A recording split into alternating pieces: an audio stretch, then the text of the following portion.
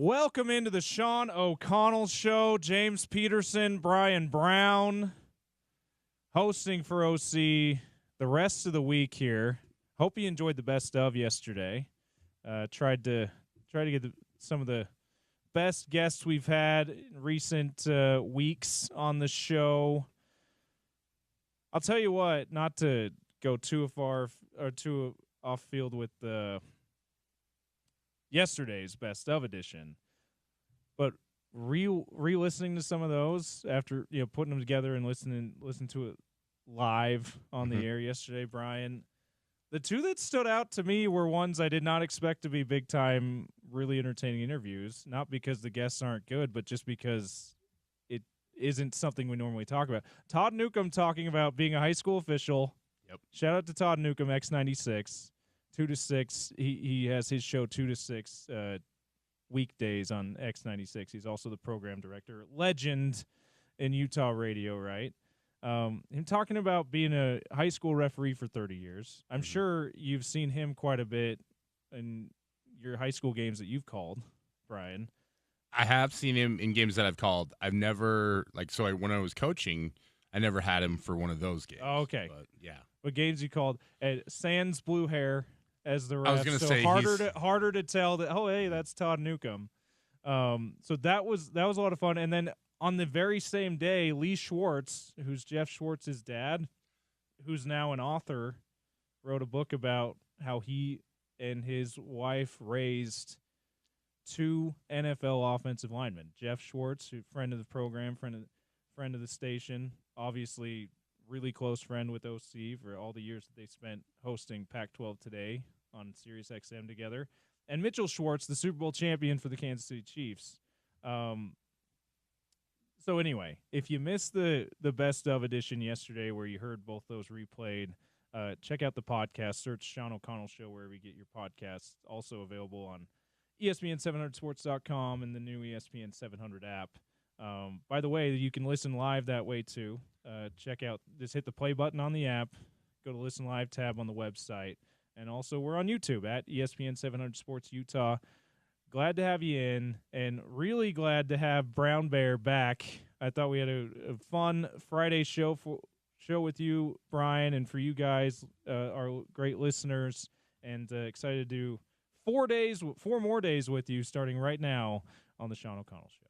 Huge shout out to my agent for getting me this gig for the next 4 days. I can't believe it. Anytime you do radio, the key component is don't get fired, right? Don't say something that's not going to ever get you welcome back. So we did that. That's always mission accomplished, but we had fun, had some good interviews. You mentioned yesterday, I tried to tune in on the stream. That was the thing that I really missed was seeing your handsome face, and now I get to see it up close and personal. So yeah, there we go. Hey, laying on a little thick there, but no, I'm just kidding. I'll take all the compliments, all the flattery. We got 4 shows to do. I got to lay it out there so that we keep this thing rolling. Especially this time of year, because with now NHL Stanley Cup Finals, NBA Finals over. Yeah, so we start to get into the dead zone, if you will, of sports topics. But we do have drafts this week. NBA draft starting tomorrow. It's a 2-day event now. And we have NHL draft starting Friday going into Saturday. Both of them 2-day events. So we've structured the I've tried to structure the guest list this week around those two things specifically, but we're also we're efforting some Utes guests as well as we get into this time where we're waiting until the unofficial start of the Utah and college football season. Big 12 Media Days about 2 weeks away, and then Camp Kyle, and then college football. Just trying to tread water till we get some big time games and big time football content for you. We're gonna do our best here to still keep you entertained, still keep you informed about everything with Utah football off season. Guest list today: Gordy Chiesa, like we have every Tuesday. He'll be at 11:30, coming up about 25 minutes from now. Tons of NBA stuff to talk about with him. We're going to react to the NBA Finals. We're going to react to the Kevin Durant trade because we weren't on the air yesterday, so this is a good chance to get his reaction to that, what it means for the Rockets, what it means to the Jazz's future, another Western Conference team getting better. So not great from a Jazz perspective, but the good news is the Jazz aren't really competing with them right now anyway. So hopefully by the time they're not good anymore and KD's maybe out of the league or a shell of himself with Houston or whatever the next team is, the Jazz will be ready to take advantage. So we'll talk about that with Gordy. Andy Larson, keep the NBA talk rolling at noon with Andy Larson. And then at 1:30, we have Tom Callahan, the host of Locked On Mammoth podcast. He and Robin Leonio holding it down there. And you guys have gotten very familiar with Tom Callahan. He's been a weekly guest for us throughout the playoffs. And this will be kind of our last weekly hit with him as we transition to the draft and get his reaction to I don't believe we've had him on since the end of the Stanley Cup Finals, so we'll get his thoughts on that as well. Also, kind of a bonus thing, Bill Armstrong, general manager for the Mammoth Brown Bear, he is doing a media availability ahead of the NHL draft. It's at 12:30. We're gonna record that for you, play it back at 1:00. So we're going to do our best with that. Hopefully all goes well, and we can be able to do that as well. So loaded show, but wanted to start out the day, Bryan, talking about we'll get plenty of reaction. We're going to save plenty of time to react to Game 7 NBA Finals and the trades that have gone down, including Kevin Durant.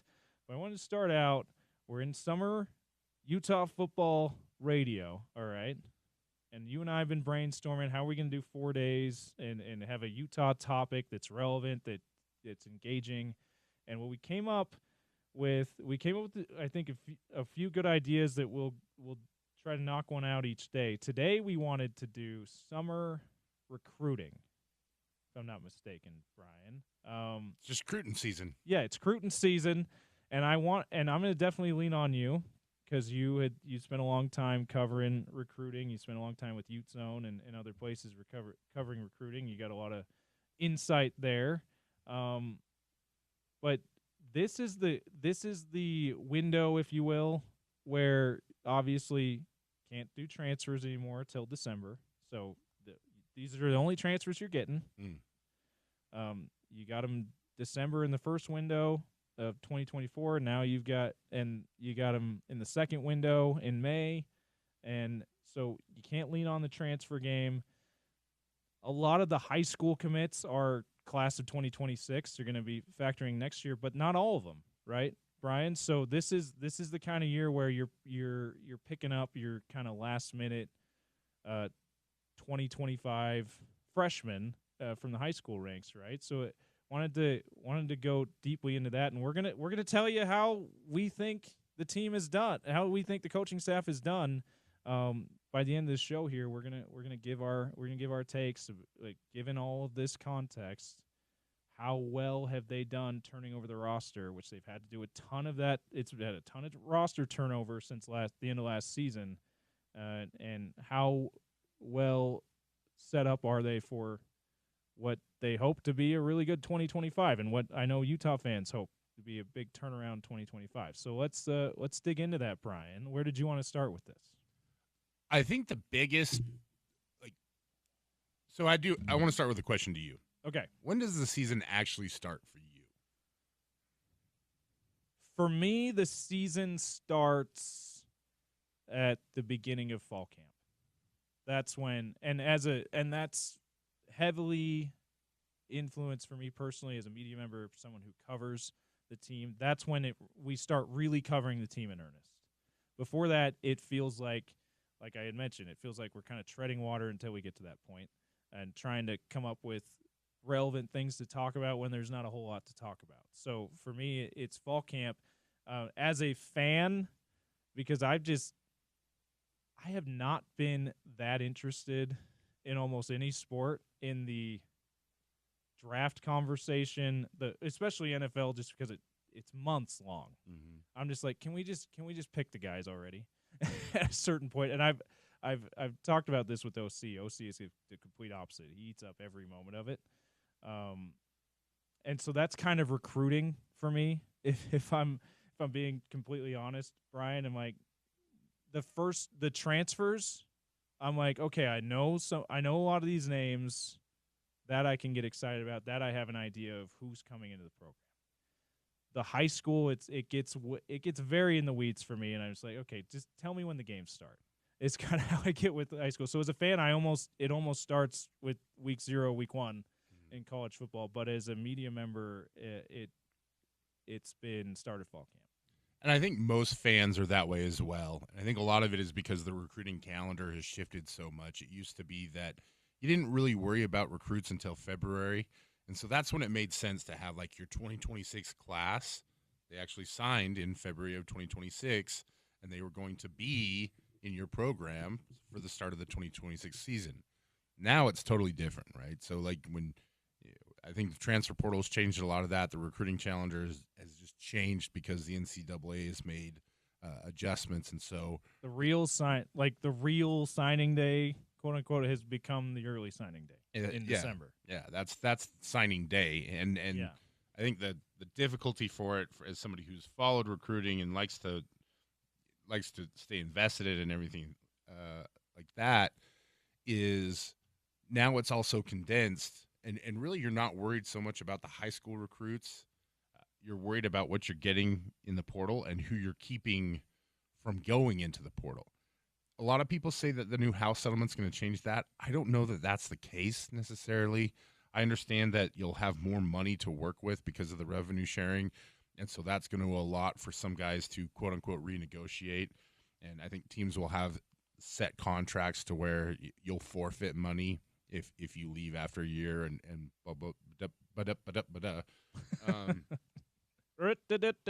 yeah. So really what I wanted to kind of get to at this point is that now is your high school recruiting season. So this is where you're bringing in kids on visits. They're doing their OVs, over official visits, in the summer, where it used to be like in January. So one thing that Utah used to do is they'd take kids snowmobiling when they would come on their visits, and it would just absolutely crush.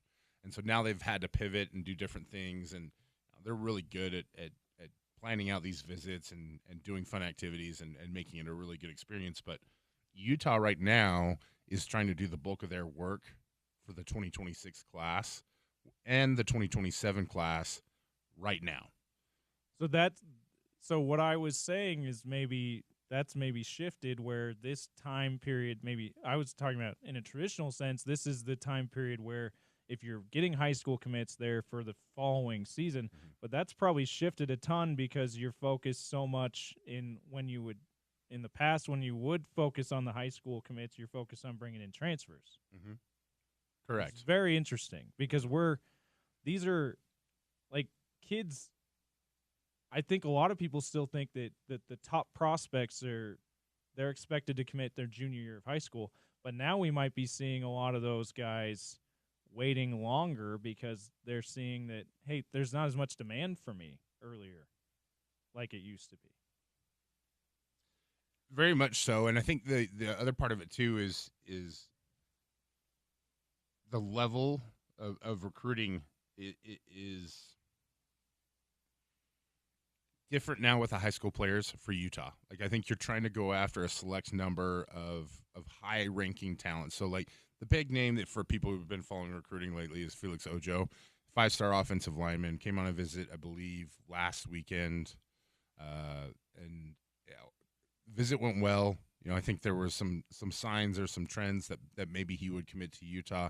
Yesterday there was a report that it's down to Texas, Ohio State. So we'll see how that goes. I think Utah is one of those teams that they never feel like they're out of the fight until the fight's over. But that's kind of how you have to structure it, is that you're going after your high-end talent, trying to build those relationships, and then you're going after guys that you know you can get in the program and develop. And so Utah's recruiting classes look a lot different now because you're not getting a bevy of 4 stars. The ranking is probably a little bit lower. And if you talk about recruiting in general, I also think things have trended towards recruiting more local talent because you know you can keep them in your program. And that's something that I know Utah fans hate when we talk about the team down south as a rival. But that's something that BYU's done really, really well is they've gotten local players come in, developed within the program, and they become stars. You look at their linebackers. Yeah, they stay long enough to be leaders on the team and stars of the team. Yeah. Jack Kelly, Isaiah Glasker, both local guys. We probably don't want to get into the poaching of players because I know that's a sensitive subject. And it's hard to prove, and it's also like everyone's doing it on some level, so why are we so upset about it? Kind of feeling too. That's been my takeaway. Both of those things, and also you're never going to get the true story of what happened anymore. Yeah. Because everybody's going to shift the conversation to make them seem better, right? It's hard to be for me to be up in arms about something that there's no official definition on what it is, right? And there's no definition of poaching players or recruiting violations right now. There just isn't. So when teams are living in the gray area, if they're being accused of like poaching, it just means they're in the gray area like everyone else because it's all gray. And we're not seeing anybody be punished really for poaching players from other teams. Now, Wisconsin did file a lawsuit against Miami when it happened to one of their players. That was through like NIL. This guy had NIL contracts. That's not through like, hey, not an eligibility issue. Yeah, it's almost a completely different thing. I think it's probably the most we probably need to go into the poaching thing. Is like everybody's doing it. Let's not get too upset about it. And this is one of those things where I think Utah has always done it so much by the book that it's in some ways it's hurt them because if you have rules, enforce them. Yeah, that there's a reason we have there are rules here. This isn't we live in a society, Bryan. I thought we did. That's what I was waiting for here. And so I empathize with Utah in that regard. It's like you're trying to abide by the rules, but nobody is. So you've got to play the game as well. I don't know that they're great at it because it's never been Kyle's forte. It's never been the program's brand to kind of sneak around. They'll get better at it, but I think really where they're great is acquiring information, scouting talent, things of that nature. For a while there, they've overlooked in-state talent. It does seem like that's starting to shift. And I think a big reason for it is that they're starting to see that a lot of these in-state guys can compete nationally where maybe they had some doubts earlier on. But as you look at the class right now, I don't know that it's overwhelming. I guess I'll ask you this question. If I'm talking about recruiting, just as like a casual fan, what is it that you want to hear right now? Because I have an idea of what it is, but I want to hear it from you first. Yeah, and I am a good sample for this because when it comes to recruiting, I am a very casual fan of recruiting, if that. So I'm a good person to ask on this. I think I want to know relative grade, and I know that star and grades are flawed, but I want to have a relative idea of how good my favorite team did. And for me, it's Ohio State. For a lot of our listeners, it's Utah. And because I cover Utah, I'm interested in that too, and interested in BYU because a media member covers college football in this state. So I want to see where they stack up the recruiting ranking, and then I guess I want to know who the biggest fish they're able to haul in. I guess those are the two things, and where and how if they're a big name. I want to know how immediate they're going to be able to figure into my team's rotation. And so that would have been my guess too, is that people want to know ranking and how many 4 or 5 stars, right? Yeah. Because a lot of times, so Bud Elliott, big time name in the recruiting business, big time name in college football now, co-host of the Cover 3 podcast. He has something he calls the blue chip ratio, where a certain number of players on your roster have to be blue chip recruits, which means a 4 or 5 star recruit in order to be able to compete for a national championship. I think that for Utah fans is the goal. Now, right now, whereas, a few years ago, they were trending in that direction of getting over that blue chip ratio, Utah is under that threshold. And realistically, I think what they need to do is they need to build a team that can compete for a Big 12 championship right now. Yeah. national championship is a step ahead of that. I think the attainable thing is winning your conference. Yep. Getting to the getting to the Big 12 championship game, and if you get there, you're probably good enough to win the conference too. So I would agree with that. So now when I tell you what the ranking is, I want to do that with a caveat, because for Utah right now, if they're trying to get 4- and 5-star recruits to commit, it's going to be a slog and a struggle, because you're going to have to maintain that all the way through December. And as we've talked about, everybody's going to try and poach those guys. And so right now what you're doing is you're building the foundation of your class, the lower 3, maybe higher 3-star, maybe lower 4-star guys that you think can come into the program, can develop, can compete, can give your team, some solid stuff. That being said, I think there is one name to point at right now that really is the clear banner winner. This is I always tell people that every commitment you get in recruiting is a touchdown. It's not a win. Yeah. Okay. This one might be a win for Utah because it is a player that is that outstanding. It's LaMarcus Bell, the running back from Lake Oswego High School in Oregon. Now, he's only an 89 3-star rating, but I think he's a lot better than that. He's ranked as I believe he's the number 2 player in the state of Oregon. Nationally, or 23rd ranked running back overall. And that is a big win for Utah in a lot of ways, because I think, one, you're solidifying a position group that really has been in flux, and you got a really, really highly rated player to commit. And I think he's under the radar enough to where Utah can hold on to him for the next 3 to 4 months. And that's really the struggle, I think, for all these teams and these coaches right now is, once you get a player to commit, how do you maintain them throughout the process? And especially where he's going to have a senior year, if he really plays well and stands out, and all these teams, now he's on the radar, right, because he's a commitment to Utah. If he really stands out, now the USCs and the Washingtons and all the West Coast teams that can feel like they have the cachet can just swoop in and steal him. So that's kind of how Utah operates with their recruiting, is you go get – he is the star of the class for right now.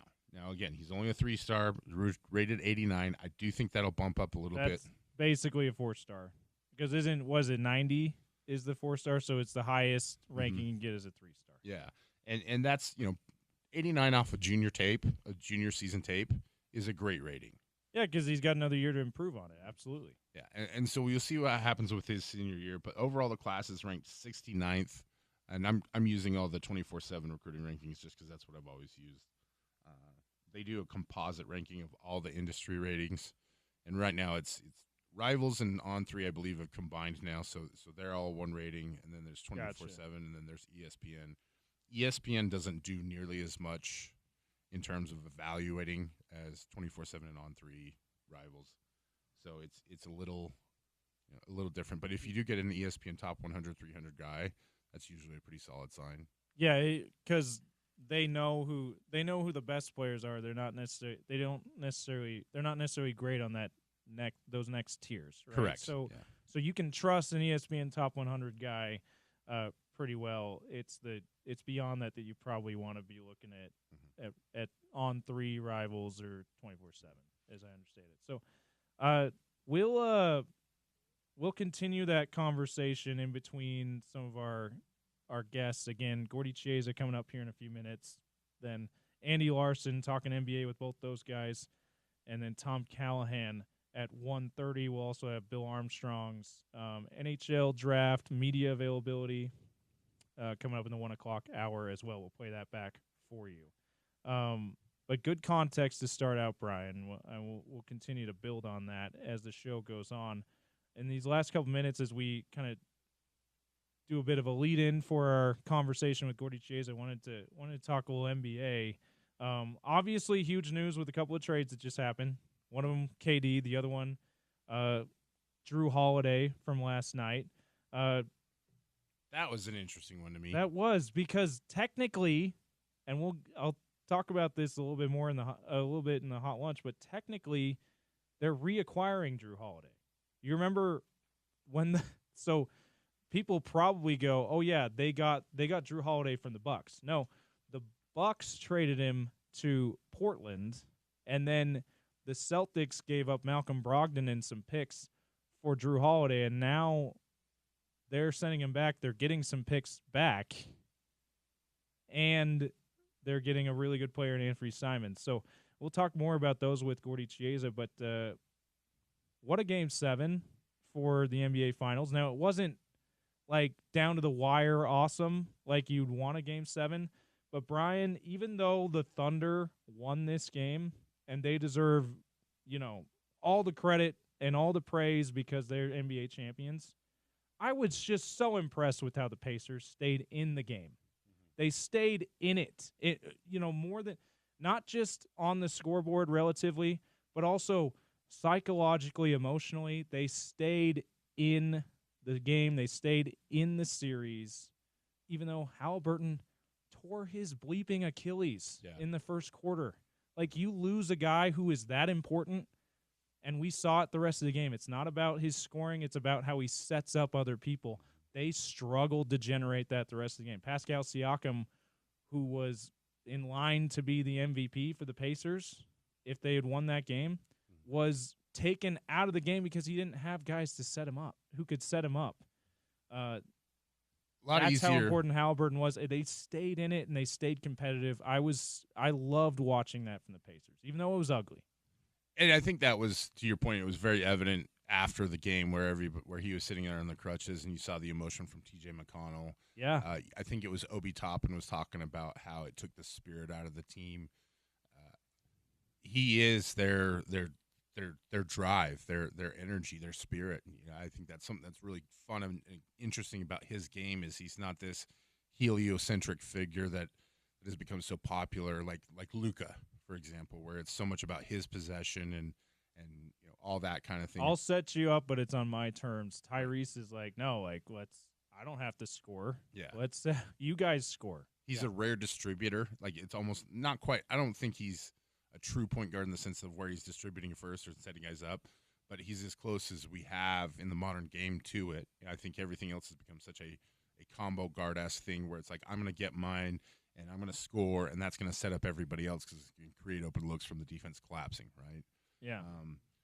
So I think that's very unique, but also I thought it was unique that, again, this Pacers team, where it comes from every night is always a surprise, but there almost always seems to be a player that steps up. And at one point in time, it looked like they were just going to get blown out, and then here comes Benedict Mathurin out of nowhere to just put it back in the fight.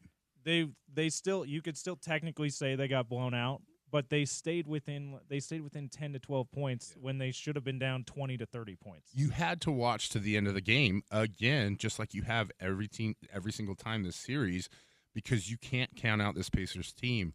And I thought it was interesting because I listen to Bill Simmons a lot. I think he's one of the better voices in the NBA in terms of he's just a guy who's watched it for so long. He knows so much about basketball and the history of it. He said something that this year will be the year where I don't remember the team that won the championship most presently. It'll be this Indiana Pacers team and sort of what might have been for that. And I'll say this, and I want to take a minute to talk about some lessons the Jazz can glean from these finals.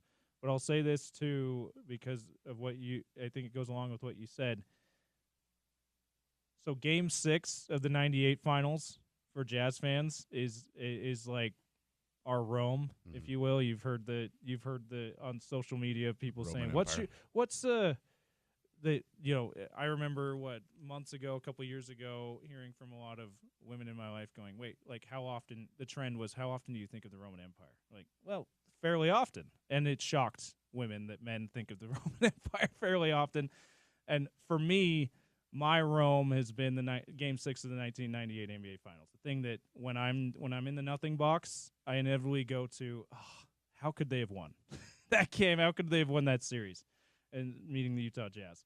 I think Game 4 is going to be that for this generation of Pacers fans. Game 4 of the NBA Finals. They're up by 10 going into the fourth quarter. They're up by double digits for most of the third quarter, and then they let it slip through their fingers. If Mathurin makes all of his free throws in the fourth quarter, they might still have one of those amazing last-minute comebacks in that game. They're up 3-1, and if everything else plays out the same, they're NBA champions after Game 6. And Tyrese Halliburton maybe still strains his calf, but he never tears his Achilles. And so he's playing next season. Yeah.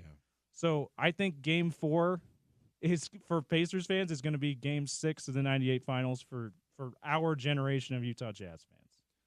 And the interesting part about that, too, is I think afterwards a lot of people in the media were saying that this is basically the game that solidified the series for the Thunder. Yeah. And they were right, but not because how we thought it was going to go. No, it wasn't Thunder dominance from there on out. Yeah, it was essentially because Tyrese Halliburton got injured. And the what if, the sliding door of this series is going to be one of those ones that I think we talk about for a very, very long time, which is good because the NBA needed something like this so desperately. It has become such a star-driven, big market-focused league. And it had become predictable up until the Warriors' last championship, too. Like, way too predictable. Yeah, and the fact that, 7 teams have won a championship in the last 20, 30 years? And more than half, I think 4 of them from what people would say are small markets. Yeah. Milwaukee, Denver, Toronto, which is not a small market, but for some reason we classify it as an NBA small market,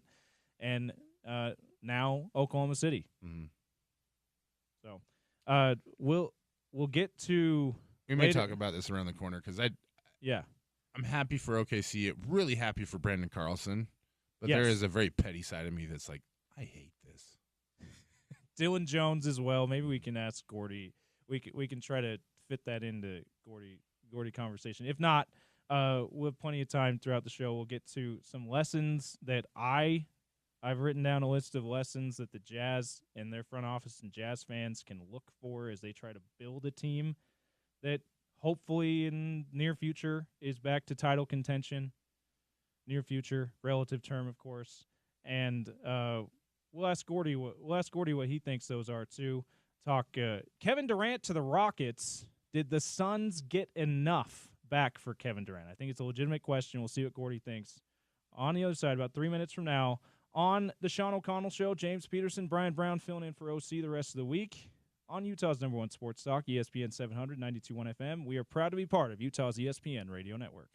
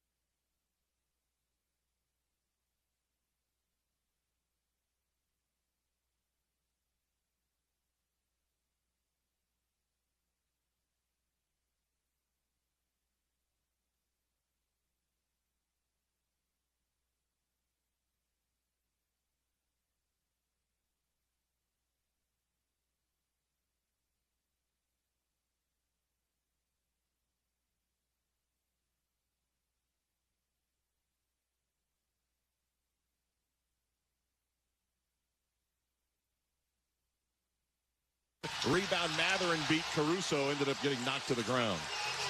Down floor, pass for cutting Matherin's tipped away, a steal. Here's J-Dub against Nembhard. Euros down the lane. Shot is up and in, despite Ben Matherin coming from the backside to try to block it.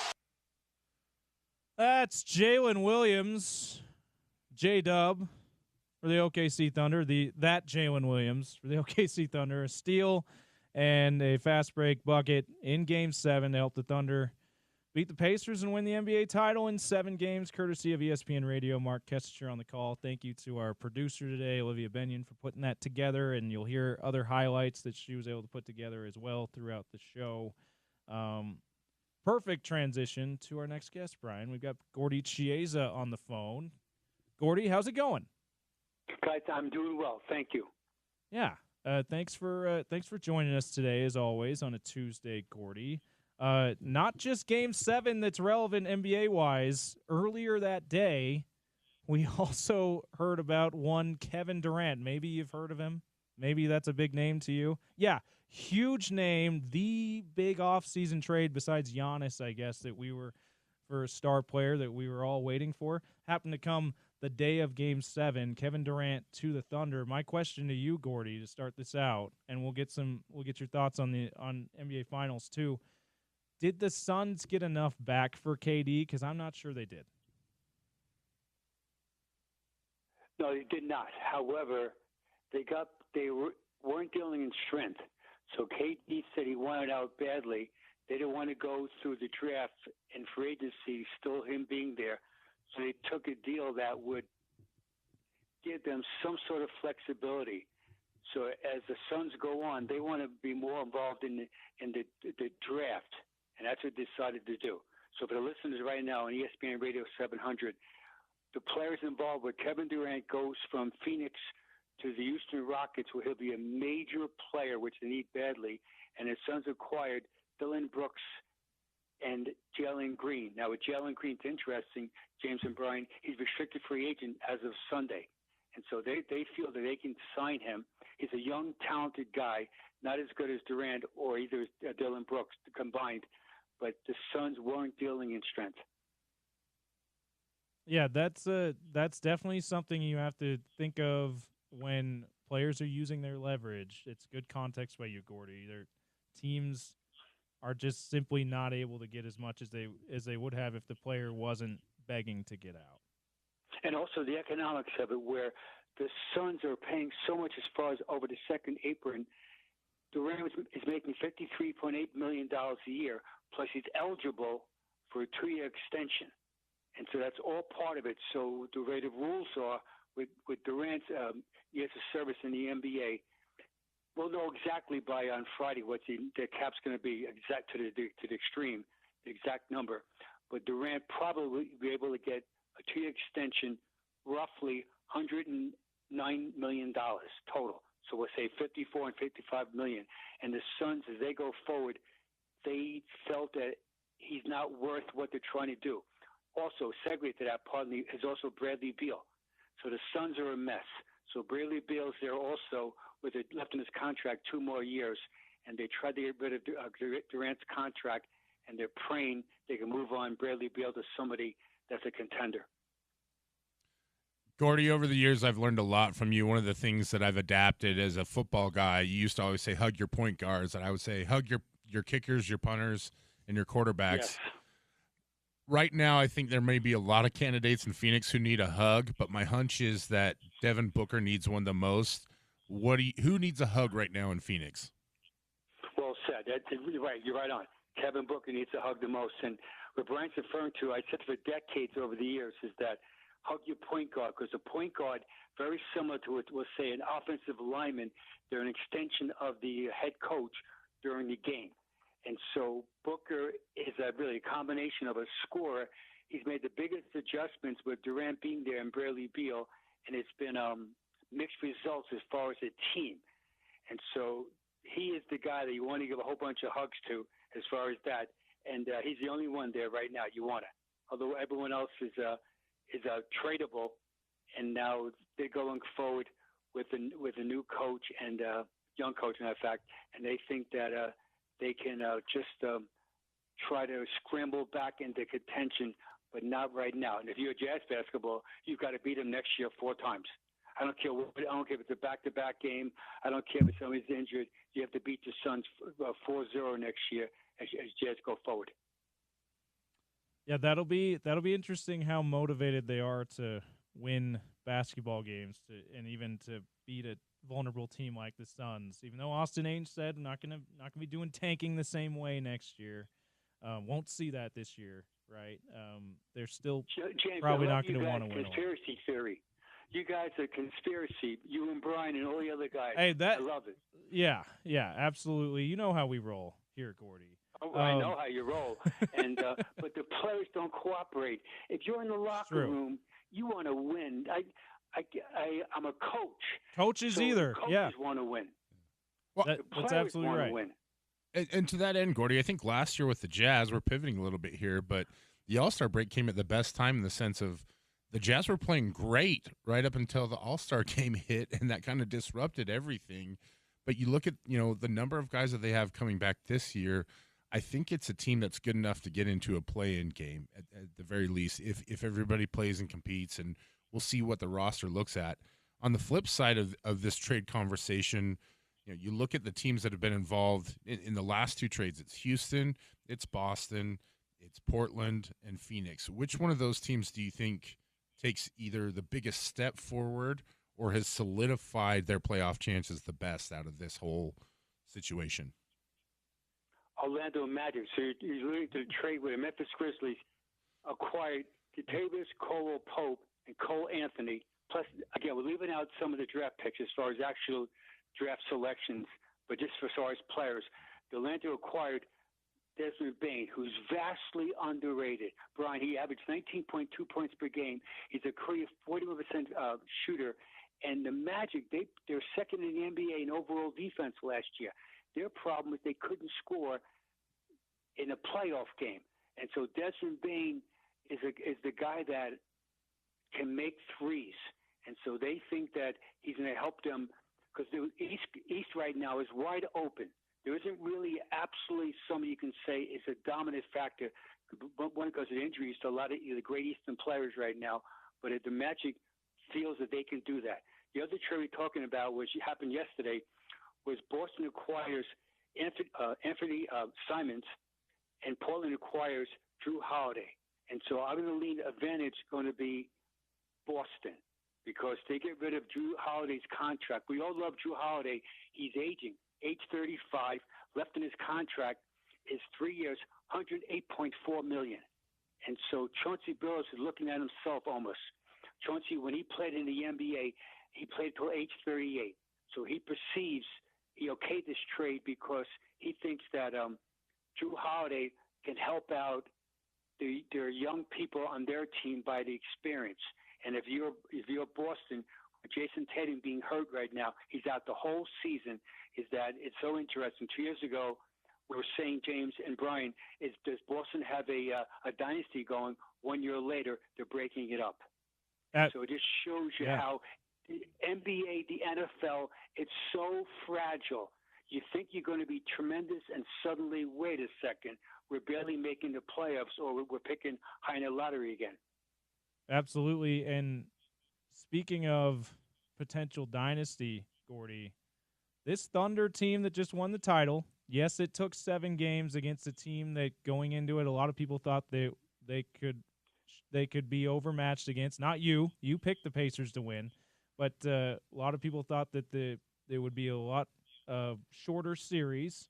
But this is a team, I don't think anyone on their team, maybe one guy is over the age of 30, Gordy, and all of them are under contract, if I'm not mistaken.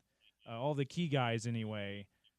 Is this is the Thunder the next dynasty, or are we in an era where dynasties are not going to happen for a while? Dynasties will not happen for a while. Even though we love the Thunder young guys, we love everybody. You're right. However, it's who you play against. So let's do the metrics. 2019, NBA champs, Raptors. 2020, Lakers in the bubble. 2021, Bucks. 2022, Warriors. 2023, Nuggets. 24 Celtics, 2025 Thunder. So 7 straight years. What happens is that even though under contract, it's not the same chemistry, not the same dynamics. And there's always injuries. Plus, against everyone, the following season, you get the opponent's A game against you. And so it creates so much of awareness that it's all fragile. So we do like the Thunder. We think they're a terrific franchise, but I don't think they're going to repeat next year.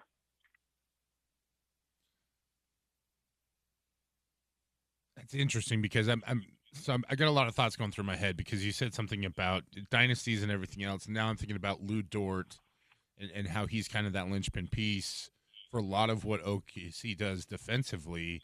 And you talked about continuity too. And so I guess my question would be, if you're Sam Presti and you're looking at this Thunder team and you know you have to pay all these guys, is Lou Dort a guy that you would prioritize in the sense of like wanting to keep that team as cohesive as possible and try to really build this dynasty? No, even though we love him because he's such a great contributor defensively. But being on defense is absolutely valued and be respectful. But you can't overpay just defensive one-way players. I know Lou Dort made a few three-point shots. I get it, and they were timely, wonderful. But in the big picture, he's a defensive player. So, but Lou Dort's saying to himself and his agent, hey, I'm a big part of the reason why we win. I want to get paid now. And that's when it gets so interesting. Hey, we love you. We love you, Lou Dort. We love you when Lou Dort when you're making $17 million, but suddenly you want to make $30 million. We don't love you as much because it affects the salary cap. It affects the first apron. It affects the second apron. But even worse than that, it affects team chemistry. So if you know the guy next to you, you put your socks on and you put on your sneakers on to play a big game, and the guy next to you makes double salary, and he's not playing hard, and you are, eventually there's a dissension in the locker room, even though you like each other, but on the court is instead of being cohesive, now you play almost as rivals on the court. Pat Ryan. There's nothing like NBA basketball where the pieces have to fit. Absolutely. Pat Riley called it the disease of more, Gordy. Yeah, he's right. Money, more touches, whatever it is. I want more. Mark Daigneault on the podium said he's never been around a team that has this much buy-in and focus on winning and nothing else.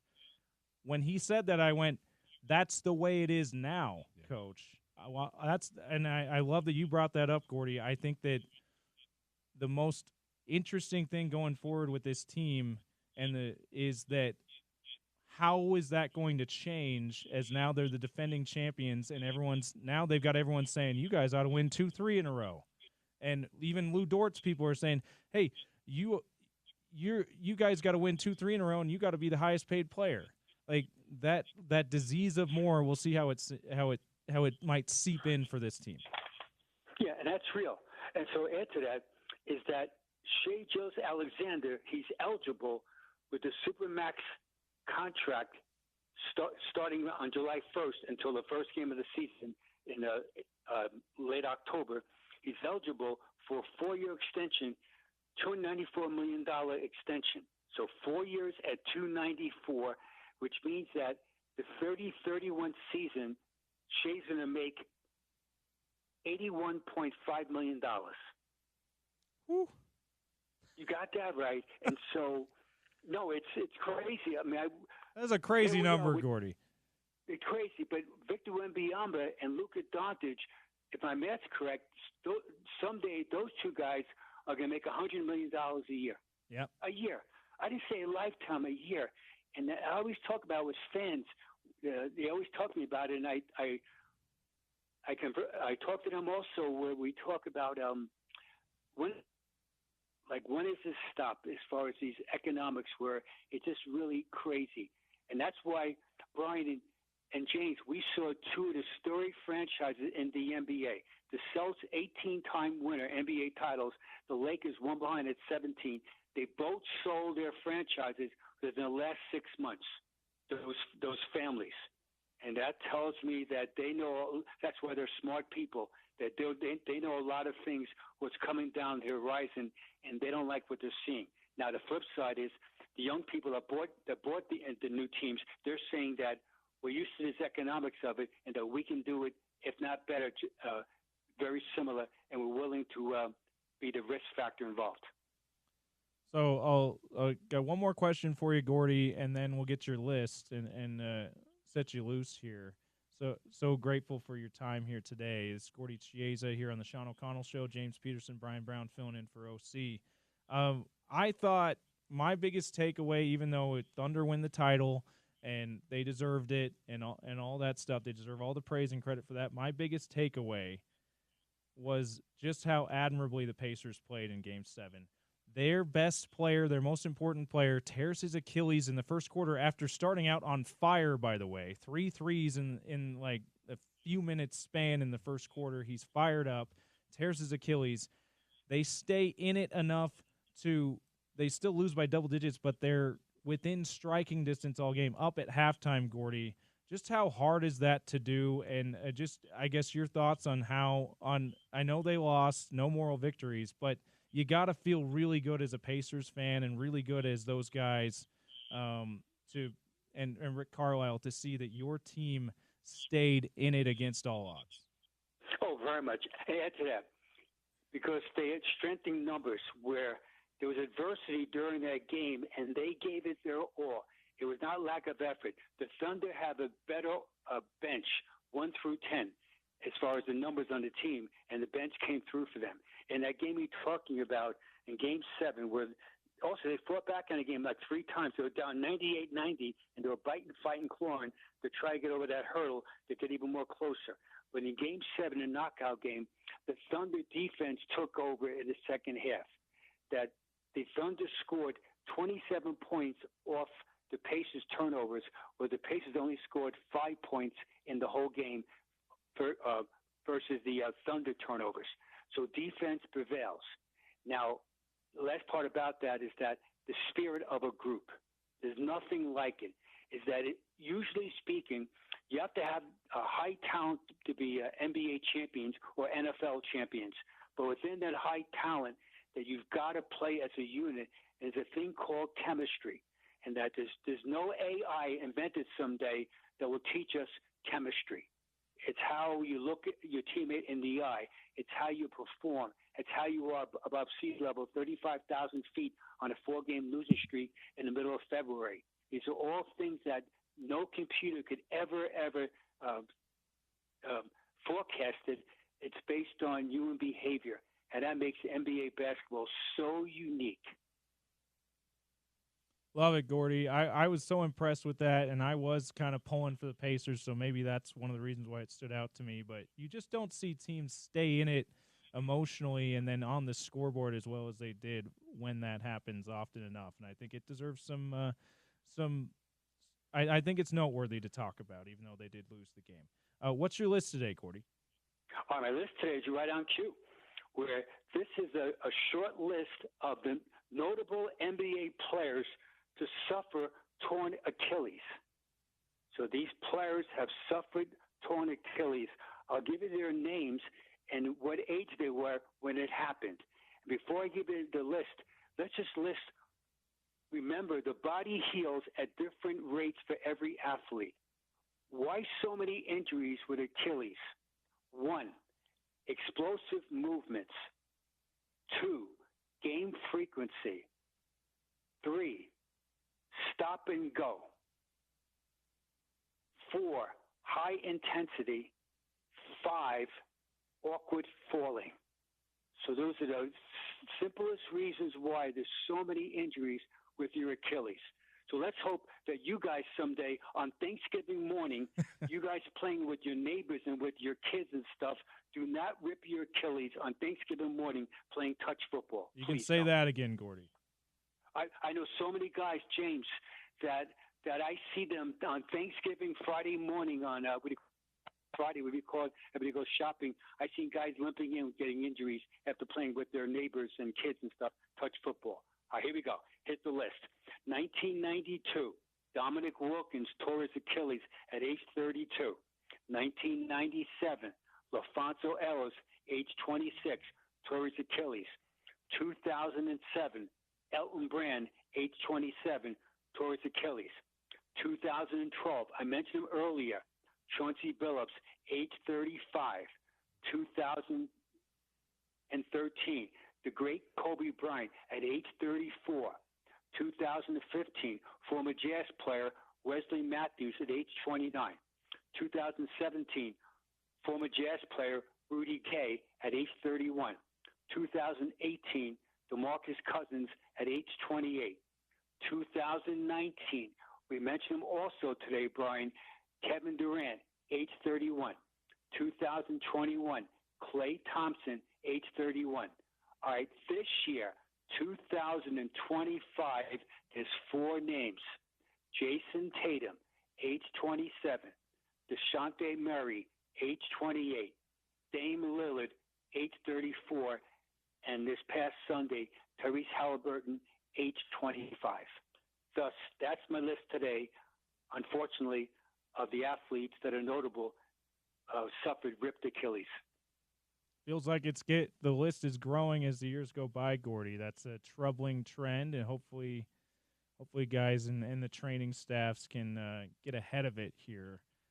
But the good news is guys are recovering from that better than we've ever seen in sports history right now. Like you mentioned Kevin Durant, he's been an all-NBA player since he tore his Achilles, which is unheard of before that. Yeah, I also think about Klay Thompson off major injuries, able to come back and play, not like Klay back in 2014. I get it, but he's still on the court as far as playing on it. Absolutely. Gordy, thank you so much for joining us. We can't wait. It'll be Bryan and I in studio with you on Thursday. Can't wait for that. Thanks, guys. Peace out. Stay well. Yeah, you too, Gordy. So that's Gordy Chiesa, one and only Gordy Chiesa. Great stuff as always from him. We're gonna double up our breaks here. We're gonna go straight to Andy Larson of the Salt Lake Tribune. Continue the NBA conversation. I know he's got plenty of thoughts on the Kevin Durant trade, Drew Holiday trade from last night, and obviously takeaways from the NBA Finals, Thunder winning it all, and the NBA draft is coming up tomorrow night. So we'll ask him a ton of draft questions from Jazz perspective as well. That's Andy Larson, about 3-4 minutes on the other side. This is the Sean O'Connell Show with me, James Peterson, Bryan Brown sitting across from me, Olivia holding it down, producing the thing today on Utah's #1 sports talk, ESPN 700, 92.1 FM.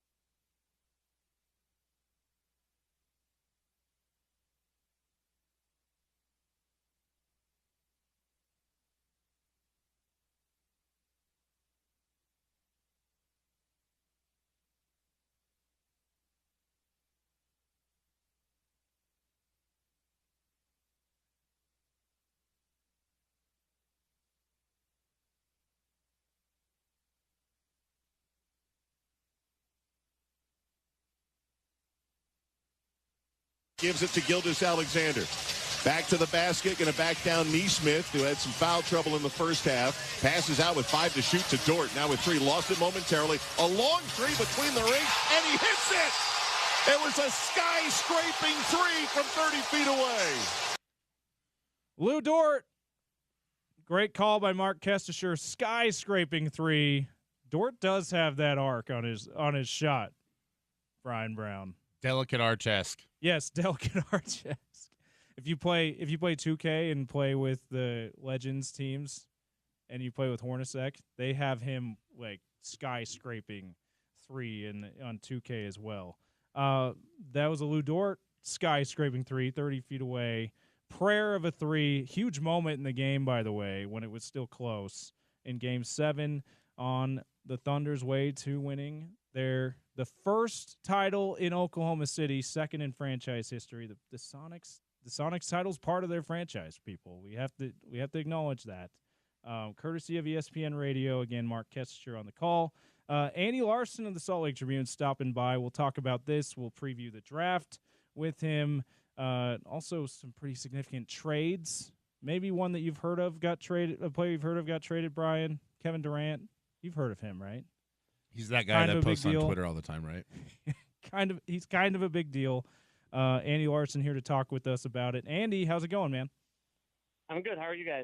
Doing great. Brian pointed me out to your NBA draft model. I read your articles, Andy. James is the one that's being a questionable work I friend know. right What now. am I doing right now? I want to start with that, and we'll get your reaction to some of these more national stories, the NBA title, and some of these trades.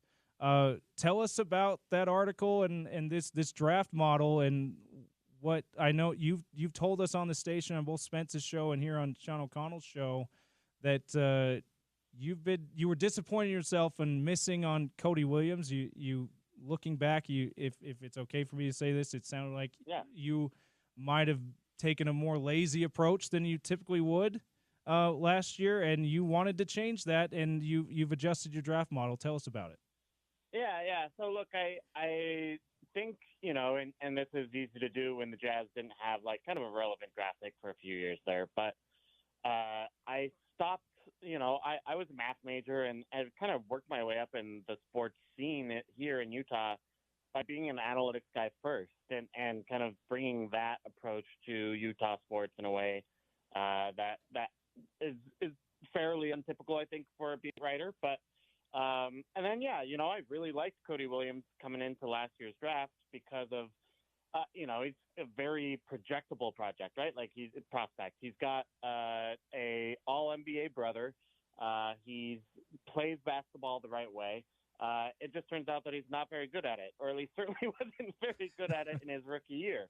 And so I wanted to get back to more of a production-based approach, a stats-based approach to evaluating the NBA draft. And so I kind of went back to my roots a little bit by creating this draft model that uses some machine learning stuff in order to model the 2025 draft. So I put every college player from 2008 and from 2008 to 2024 into a model. It's about 28,000 guys, I think, and then evaluated them on about 75 different attributes, and kind of put it into this model and got what I got, which is a top 10 that I think is relatively that features, I think, 8 of the top 10 who will be drafted tomorrow.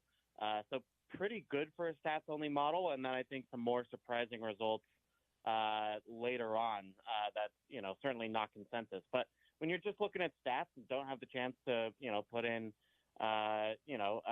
like how you feel about a guy's work ethic or interviews or all of that, then you're going to get different outcomes. And I think that's what we saw. But I'm happier with the rigor here rather than just kind of just going with vibes, which frankly I think I was probably doing too much in the last couple of years. So I read the article. I pointed it out to James. I thought it was interesting because, like you said, the statistical side of it seems to match up with what the league consensus is for the most part. But the one aspect of that I thought was interesting about the article was the models tend to lean towards big men as being more valuable.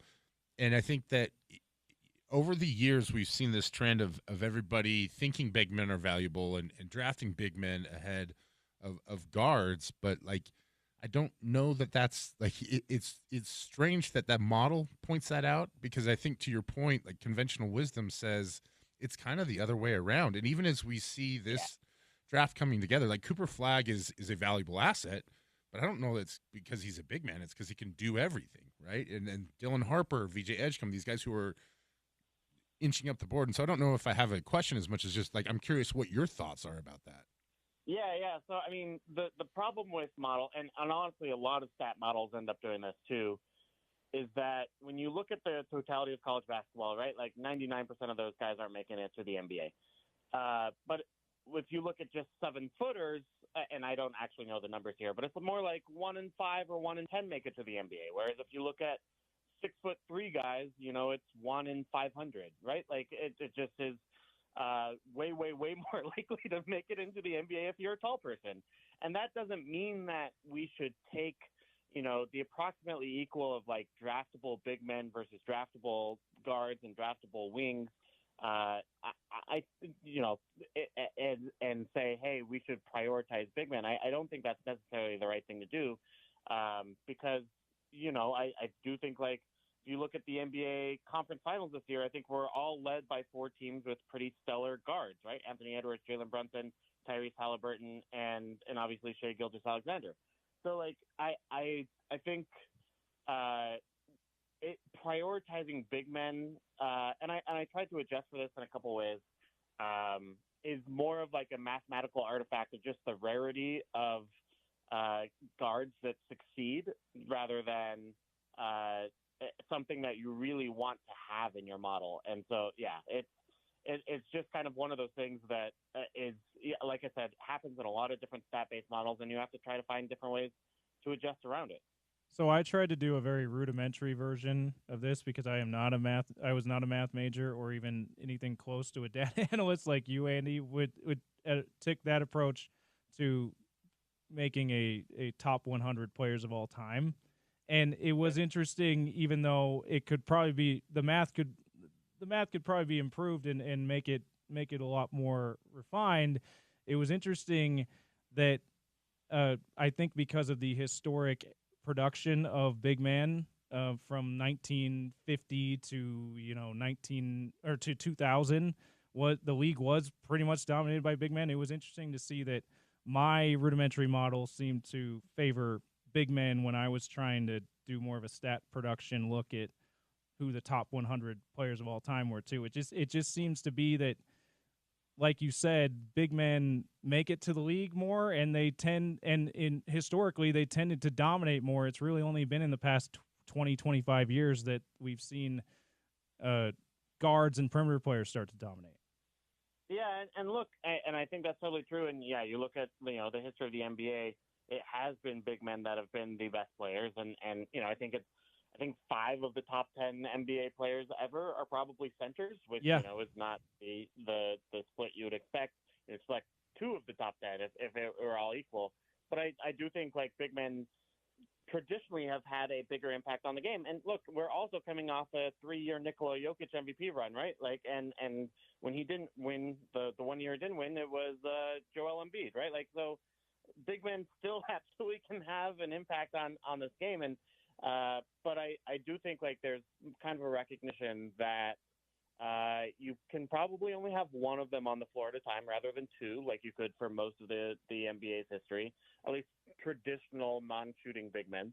And then, that because of the pace and space of the modern NBA, that there is more room for guards to make a huge impact. And if your center is not one of those elite, Jokic, Embiid kind of stars, then they become more replacement level, right? And, so you had, obviously the Jazz kind of had this problem with Derek Favors and Rudy Gobert, like playing them together worked only sometimes. And most of the time you just needed more space out on the floor. And so as a result, the wings and guards become really valuable. And that's kind of a challenge for these kind of the stats models to look at is like, yes, you have this history and you obviously have some of the best players ever and best players even in the last 10 years have been centers. but because the marketplace for them is wide open, you can go get a center that does a lot of what you need for relatively cheaply, where you may have to pay more in the marketplace for a Desmond Bain, maybe the 15th best guard in the league, because that skill set is just harder to acquire. Talking with Andy Larson, Jazz beat writer, NBA writer for the Salt Lake Tribune here on the Sean O'Connell Show. James Peterson, Bryan Brown holding it down for OC this week on the show. Andy, you also wrote if you were the Angels, if you were Justin Zanuck, the short list of players that you like best at each one of their picks this year. Tell us who you like at 5. Tell us who you like at 21 in particular. Yeah, I mean, so number 5, if VJ Edgecombe is there, the Jazz should take him. I mean, not only just my model, but every stat model I've looked at, considers him a top 3 player in this draft. And the combination of steals and block numbers is really, really encouraging because it shows what just a difference maker he is on the defensive end. I mean, is tremendous there. And then has the athleticism to grow into more offensively, So I think right now he's a decent offense player, especially in transition, especially kind of going straight line, but doesn't finish at the rim well and doesn't have like a ton of shake, It doesn't get a ton of separation. He'll need to learn that in the NBA if he's going to become a true star. But I do think like there's a world where he just becomes a very good kind of player, like a Victor Oladipo is kind of the most common comparison for him. And I think that makes sense, an all-star, a one-time all-star, and then Oladipo got injury, had injury concerns. You hope that doesn't happen to Edgecombe, obviously, but just a terrific kid, a hard worker, a defense-first guy that I really like. I don't think Edgecombe's going to be available there at number 5, and so, I honestly kind of waffled between Trey Johnson and Con Knipple. I ended up going with Trey Johnson for the article. May have some regrets about that today. Like, it's hard, right? Like, I think both of them are very good shooters. I think Trey Johnson is going to be more of a movement kind of shooter in the league.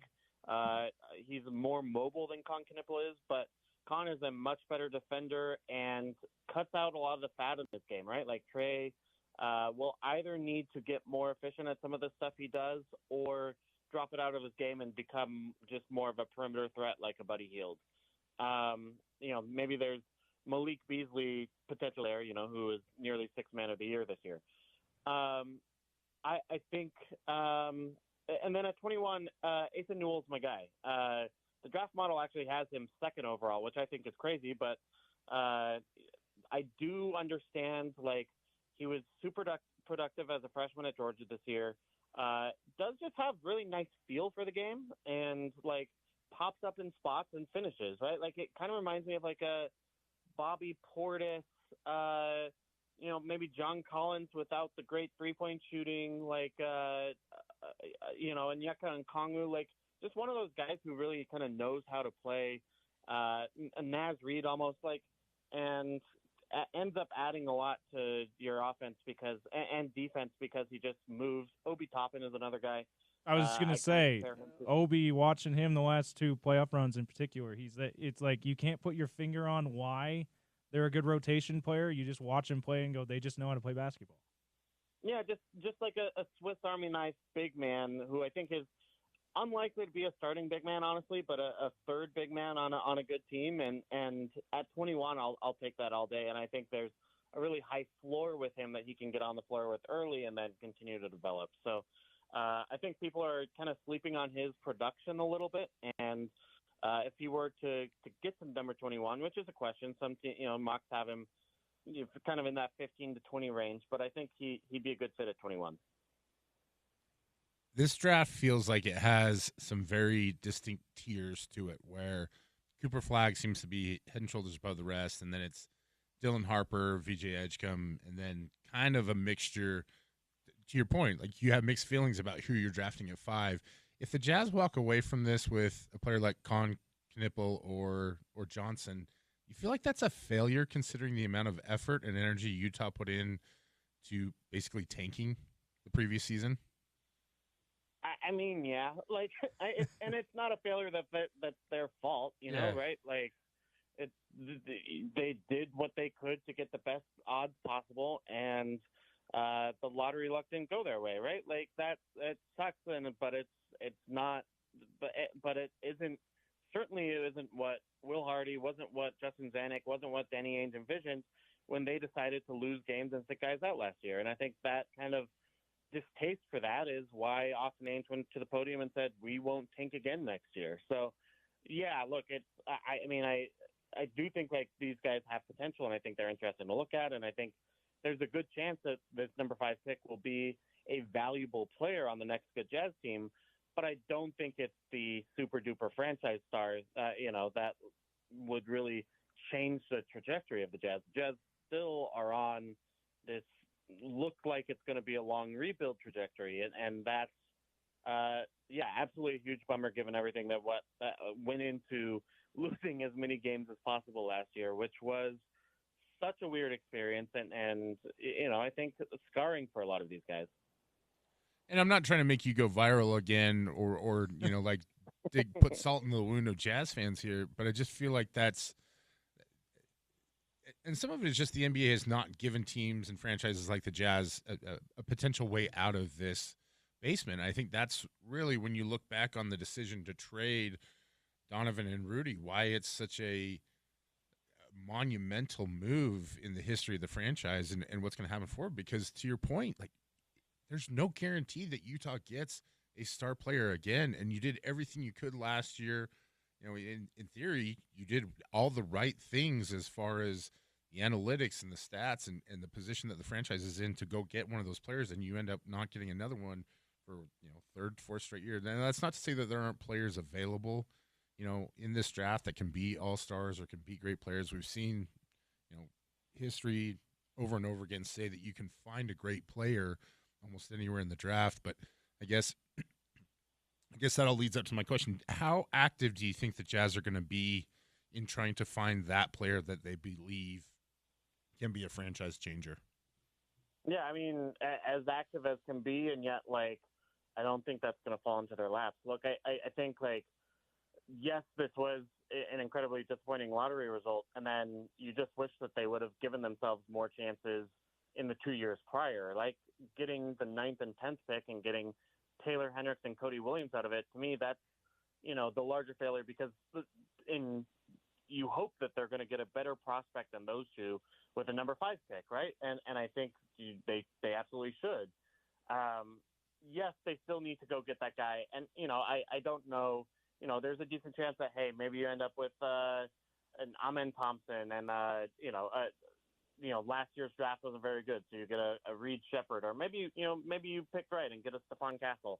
Even those guys aren't like maybe franchise-changing guys in a huge degree. I mean, Thompson more of, but anyway, I do think they're going to continue to be aggressive about that. But like, then, are you going to make Trae Young your franchise guy? Like, are you excited about that? Are you going to make Zion Williamson your franchise guy? Are you excited about that? Like, what's actual best case scenario here? You could have traded for Kevin Durant. He was available, and you could have won that bidding war.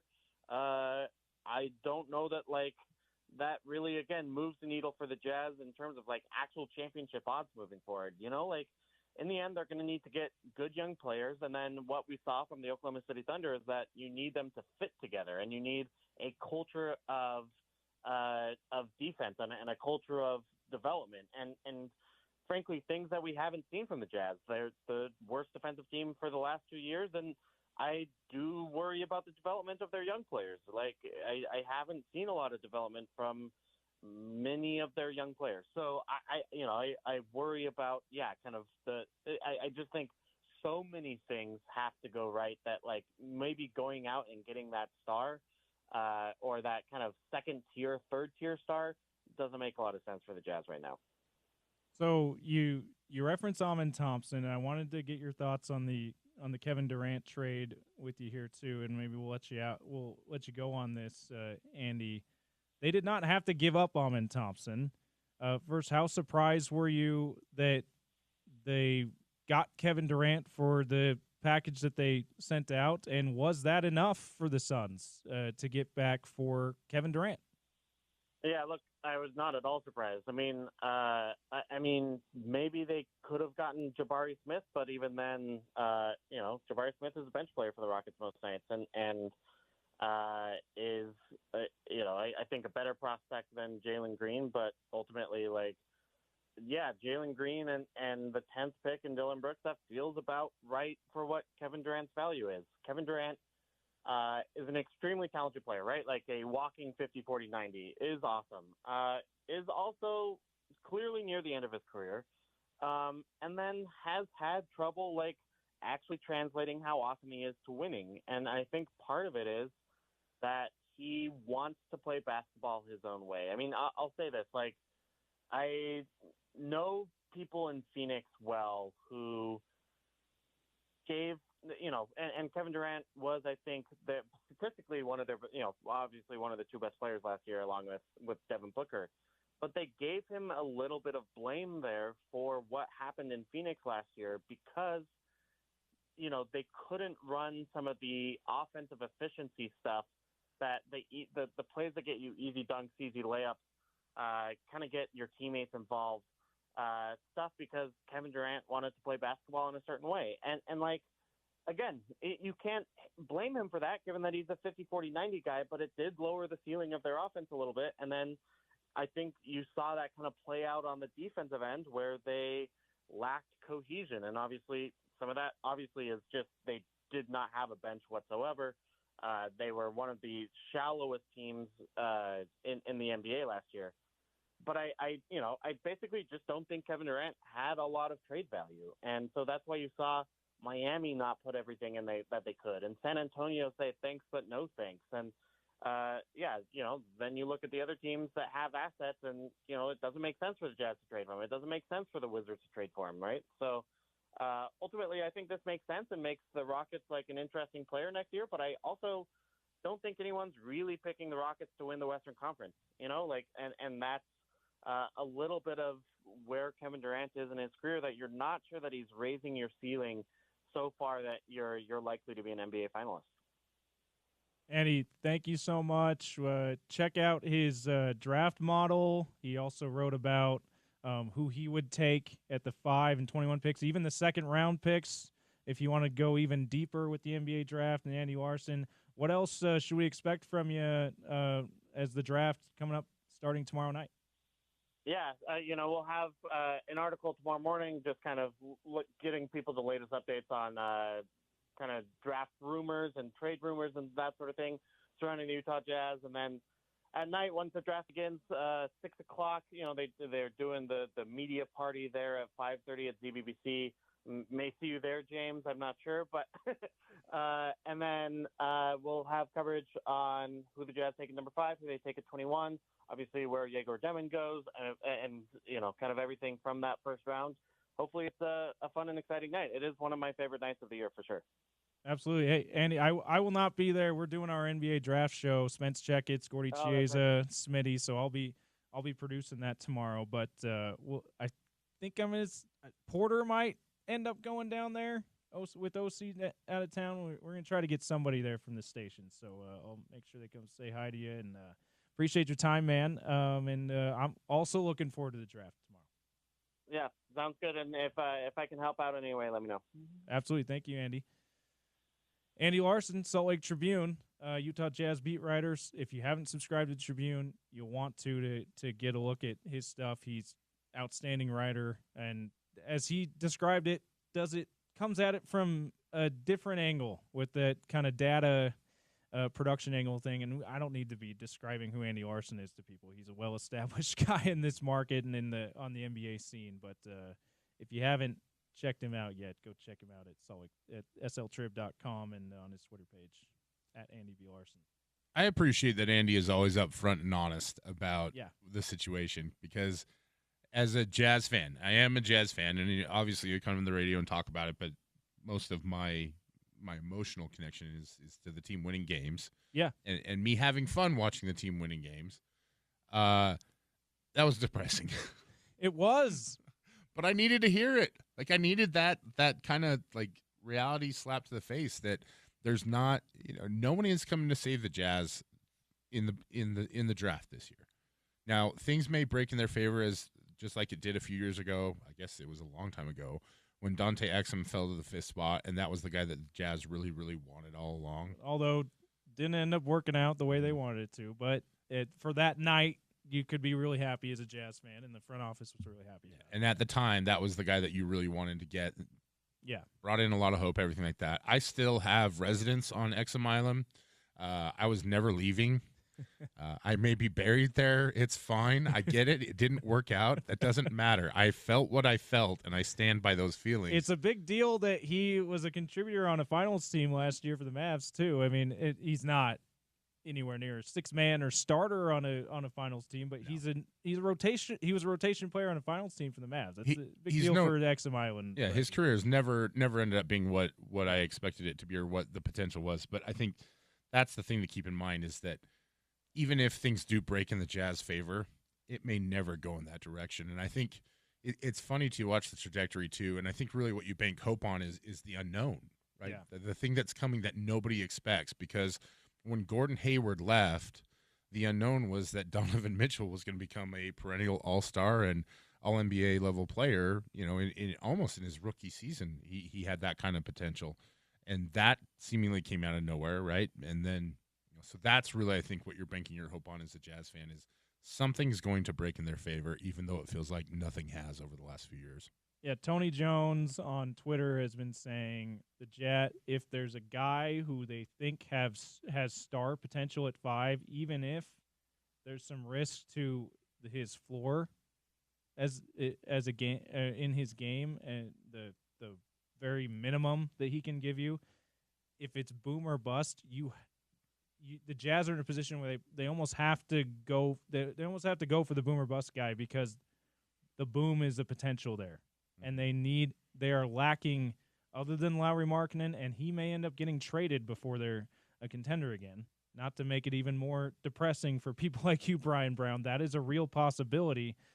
They need, other than him, they don't have the boom star guy, and if we're being honest, Lauri is not enough of a boom star potential guy for you to say, hey, he's going to be our number one on a championship team anyway. So I kind of tend to agree with Tony, and I think for me, I agree with Andy, VJ Edgecombe and Trey Johnson relative to that, in that range of number 5 are probably the two guys who have the highest star potential, and they probably should take one of those guys if they stay at 5. Or you know what, I am slowly coming around to the idea of, hey, maybe you package Lauri to send him to San Antonio for the number 2 pick and have a chance at drafting a guy with even more star potential in Dylan Harper. But that seems less and less likely as the days go on. We will have, you heard me talk about with Andy there at the end of the interview, we will have a live NBA draft show with Spence Checketts, Gordy Chiesa, and Richard Smitty Smith. How about that panel of guys taking you through both nights of the draft here on ESPN 792.1 FM starting tomorrow night at 6, and then the second round also at 6 o'clock here on Utah's #1 sports talk, brought to you by Angora Solutions, Aladdin Industries, and Budweiser. So stay tuned for that coming up tomorrow night, the ESPN 792.1 FM draft show.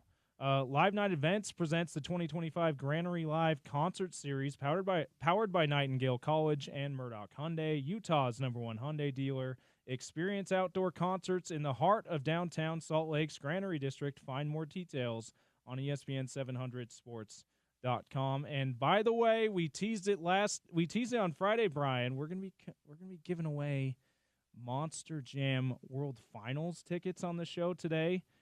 Since we had a best of show yesterday, it means we got an extra pair to give away today. So, did you officially commit to a favorite truck yet? I have not. Okay, I have not. I'm gonna need to do more homework on that before. I'll commit tomorrow. Friday. Should we say it until I'll commit Friday? by Friday. There have been a lot of commitments today while we've been talking. That's a good point. I'll commit to Friday. Yeah.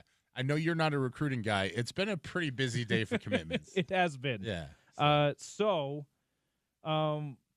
On the other side, beginning of the next segment, about 3 minutes from now, we're going to have a trivia question for you, something we've already talked about on the show, for a pair of Monster Jam World Finals tickets coming to Rice-Eccles Stadium July 4th and 5th.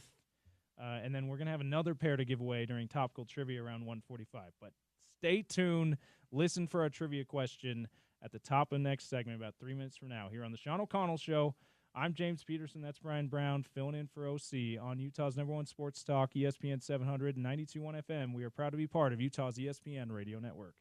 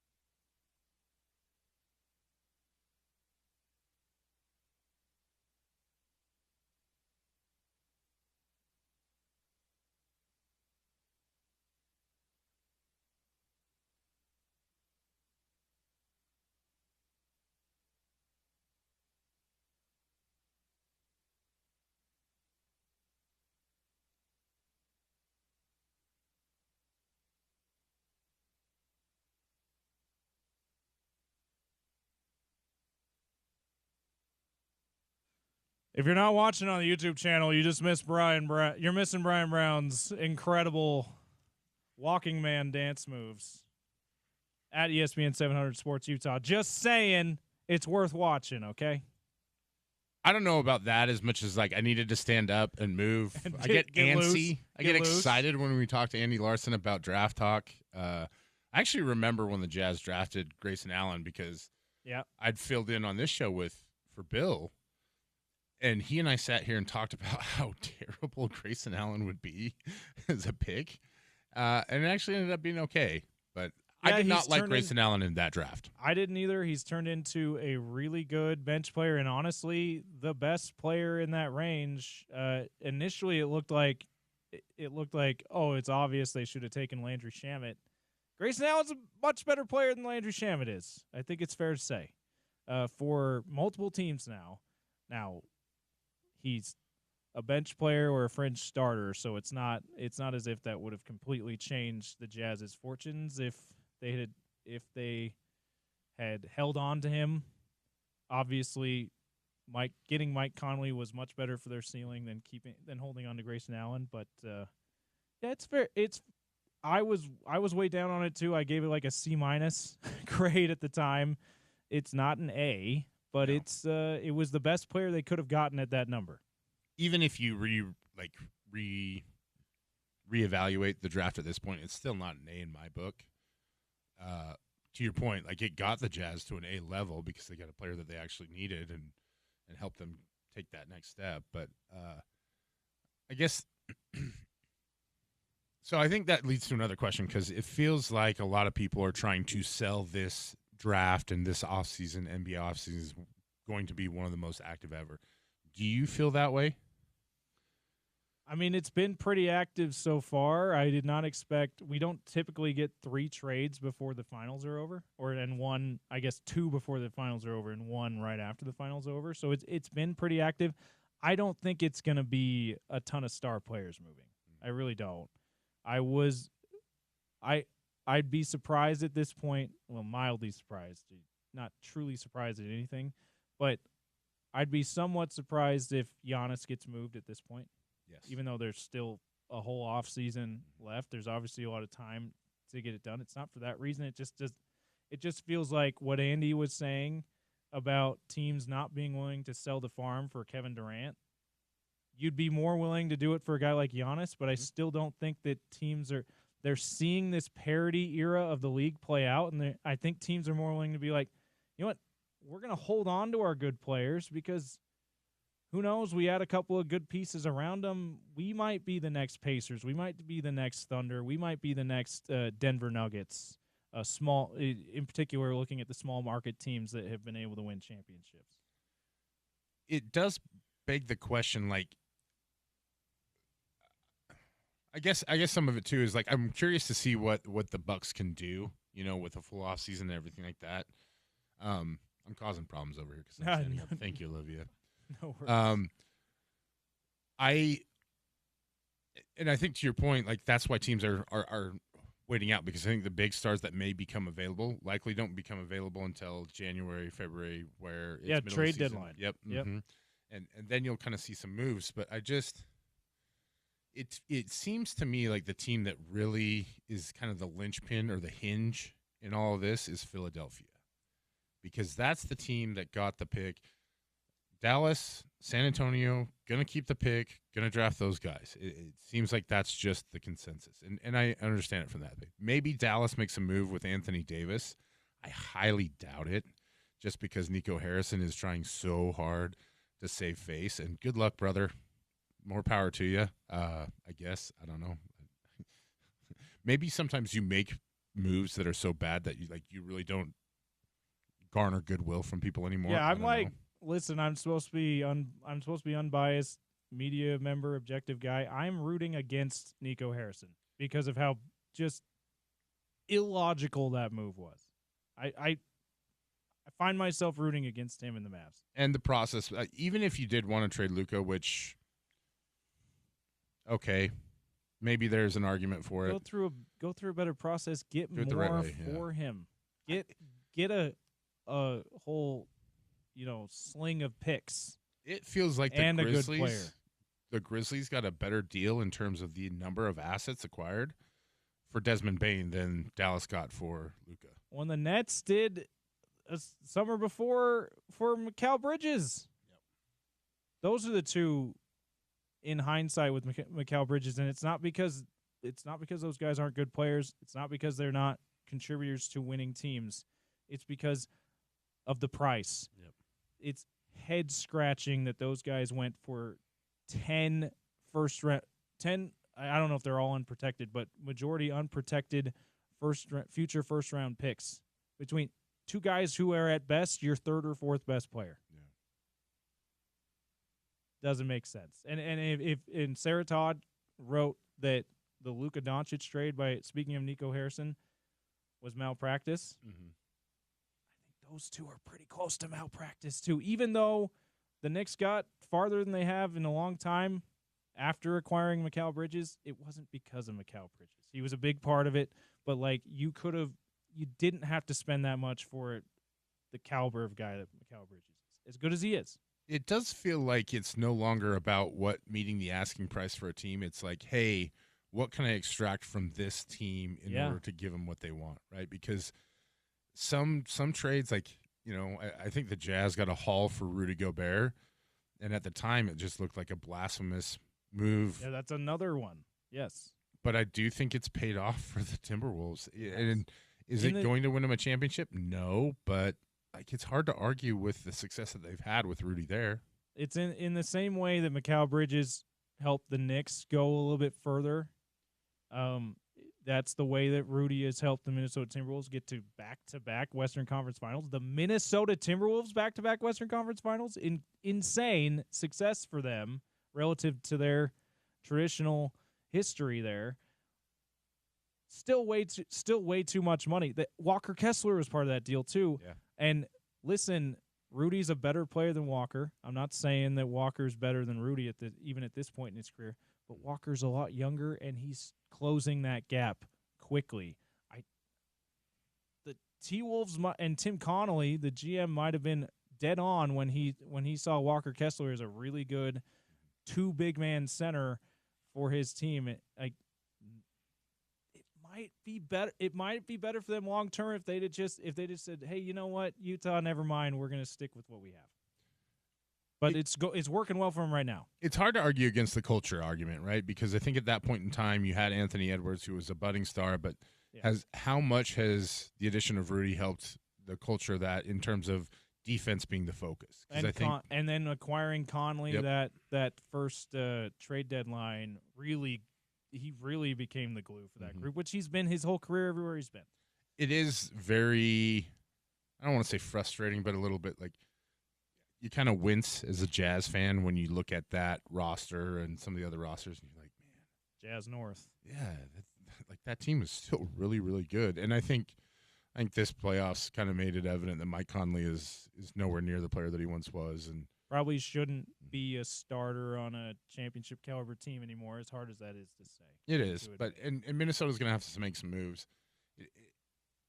It's interesting because I think in both of the interviews that we've done that are NBA centric, both Gordy and Andy have kind of put up, I don't want to say barriers, but questions regarding OKC and their future and becoming a dynasty. But you look at that team, like they're coming off a finals win. I mean, it's kind of funny to watch. I watched Chet Holmgren nearly drop the NBA trophy at the celebration. Like, this is a fun group. You know, Jalen Williams, J-Dub, trying alcohol for the first time and saying it was terrible, and he's going to go back to drinking Shirley Temples. Like, they're just a very unique, like, earnest group. And J-Dub has been phenomenal in interviews and everything like that, but it is all SGA's star power on that team that really stirs the drink, and they have so many assets. But I don't think they're the clear favorite in the West, are they?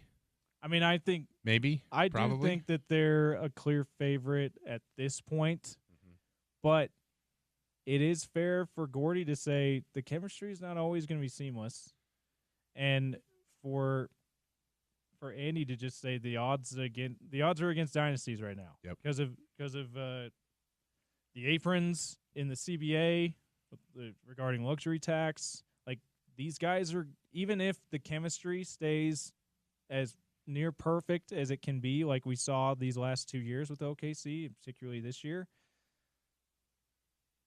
You brought it up to Gordy.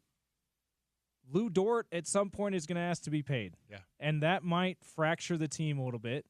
Maybe it won't chemistry-wise, but it might fracture them enough to say, okay, we're gonna trade you. We're going to put you on the market then because we don't want to pay you that much. And that's going to have an effect on the on-court product. Is it going to have the effect where they're no longer the favorite in the West? I'm not right now. I would say probably not, but no games have been played since they won the title. So it's easy to say no matter what they do, they're going to be the favorites. Once the games start playing, especially with KD and Houston now, and them not having to give up too much of their really good young talent. Don't tell me Jalen Green is one of those really good young talents. They got out ahead of that. Mm-hmm. I'll tell you that much. They got the most they're going to get at that he's going to give. He's going to give a team as far as winning basketball goes. We saw that in the playoffs. Yeah, that's the best player you had to give up. Like you get to keep Amen Thompson. Like Şengün. We'll see how big a threat they are to OKC. I think that they're probably the second biggest threat to OKC. But yeah, I think that they probably are a clear favorite right now. And it's interesting, too, because I think if you look at the other teams that may be competitive, you have to say the Warriors because as long as they have that. Steph, and they lock down Jimmy Butler long-term until we see Jimmy completely fall off the rails physically, you can't count him out. Yeah, and there's always the potential to maybe get something if you decide to move on from Draymond Green, although I don't know that that's really the move that team should make because he seems to do – I hate Draymond. I'm sorry, like I do, but like I also acknowledge the fact that he does so much for that team that they need. I don't know that Steph is the player that he is in terms of his legacy if Draymond's not there, right? The number of championships, all that kind of stuff. Yeah. Anyways, so teams with that kind of pedigree, that kind of resume, you have to. Lakers, because we talked about they got LeBron at least for one more year, Luka for a decade. Like you have to put them in the conversation. They need to fill out the rest of the roster a lot more for me to be a believer in like short term they're a title contender, but long term I comfortable saying that they're going to be in the conversation a long time. And then Denver, same thing. As long as you have Jokic, they're going to be there. I don't believe that they're going to win another title unless they make some drastic changes around Luka and Jamal Murray on that roster that they don't have a lot of flexibility to do. But you can't count them out because they have Jokic. So it's kind of those teams. And then you mentioned on Friday's show, Bryan, the Spurs are coming at some point. Could be next year, could be in a couple of years. And right now, they look like they're going to be loaded. And so I think that's the interesting part about the Thunder, as I look at it, is it's this team that has this cash, treasure chest full of assets, a great young group. I think Chet Holmgren is just scratching the surface of his potential and what they can do. I do like J-Dub as a complimentary player. I think he's so savvy and wise and brings some real level-headedness to that group. I think it's part of why they are the way that they are. One thing that was really interesting about that team is they solved the problem quickly, right? Like every single stop throughout the playoffs, there was some sort of instance or lesson to be learned, and they just focused in on it and corrected it and moved on to the next situation. And I thought it was interesting because people were kind of giving SGA a hard time for high-fiving Pacers fans as he's walking off the floor after Game 6. And I think a lot of it is that's just who he is. And he's almost like a cyborg in that respect, where he just kind of does his job and gets to his spots and scores, and he's so consistent. And I think that's the curiosity for me is can you continue to do that, or did you hit your – I don't want to say peak, but did you hit your point where this year was the year where you could break through and actually win it? Next year is going to be harder because of everything we just talked about. The amount of the total tonnage of things that you have to deal with now is so much more. How do you handle, can you ask, you can ask Lou Dort to take a hometown discount. I think it's asking a lot of Lou Dort to be like, hey, everybody in the NBA knows who you are, but it makes you really, really valuable to some franchises that really need to push through and break through. Like if you had Lou Dort on the Nuggets, like that's a complete game changer.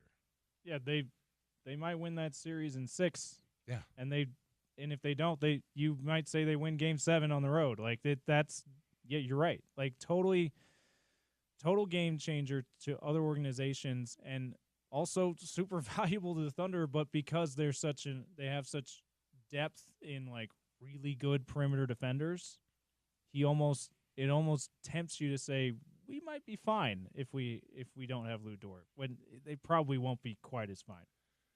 It's always the argument of replacing the person versus replacing the production. Yeah. And I think you see a little bit of that with the Celtics, where they're replacing the production with Anthony Simons, that guy who can get buckets and score and maybe defends a little bit. But the things that, Drew Holiday brings to the floor every single night, and granted, he is getting up there. I didn't realize he was 35.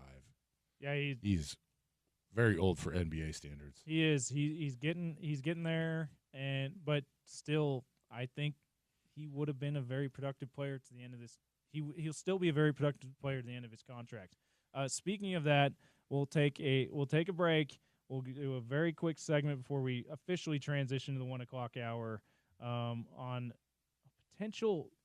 Is there a missed opportunity for the Celtics here by trading away Drew Holiday now, saving the money now?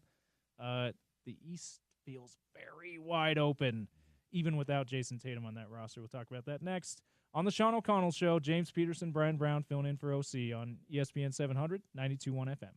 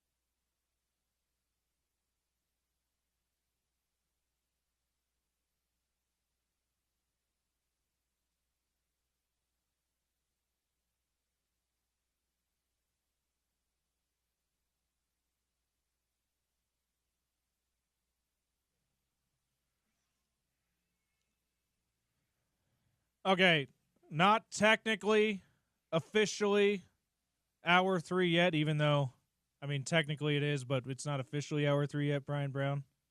We're going to do some radio magic here and call this the end of the noon hour. What a surprise. You and I are on our own clock. And then we will go into hour 3 after a couple minutes here. I feel like it's important to talk about this Drew Holiday trade in a bigger context, because this does not make the Blazers contenders, obviously. This is not necessarily doomed for the Celtics. Even as important a guy as Drew Holiday is, they're not doomed to not be title contenders next year. I do think it's worth pointing out that even though, I mean, Gordy gave us that absurd list of guys who most of them in the last 15 years have torn their Achilles. One of those guys, yes, is Jason Tatum, but also one of those guys is Tyrese Halliburton. The other teams in the East that figure to be able to take advantage of those unfortunate injuries are teams like the Cavs, who have shown that their core is pretty flawed when it comes to what can they truly contend for a championship. I mean, they lost in the second round this year, Brian, after being a 64-win team. Yes, but 64-win teams that lose in the second round, typically that's an indication that they have deeper problems than we realize, right? Mm-hmm. Whether roster or chemistry, whatever it might be. Combination of those things. A team that we knew, if they kept everyone together, does not have those problems, even though they also lost in the second round. The Boston Celtics.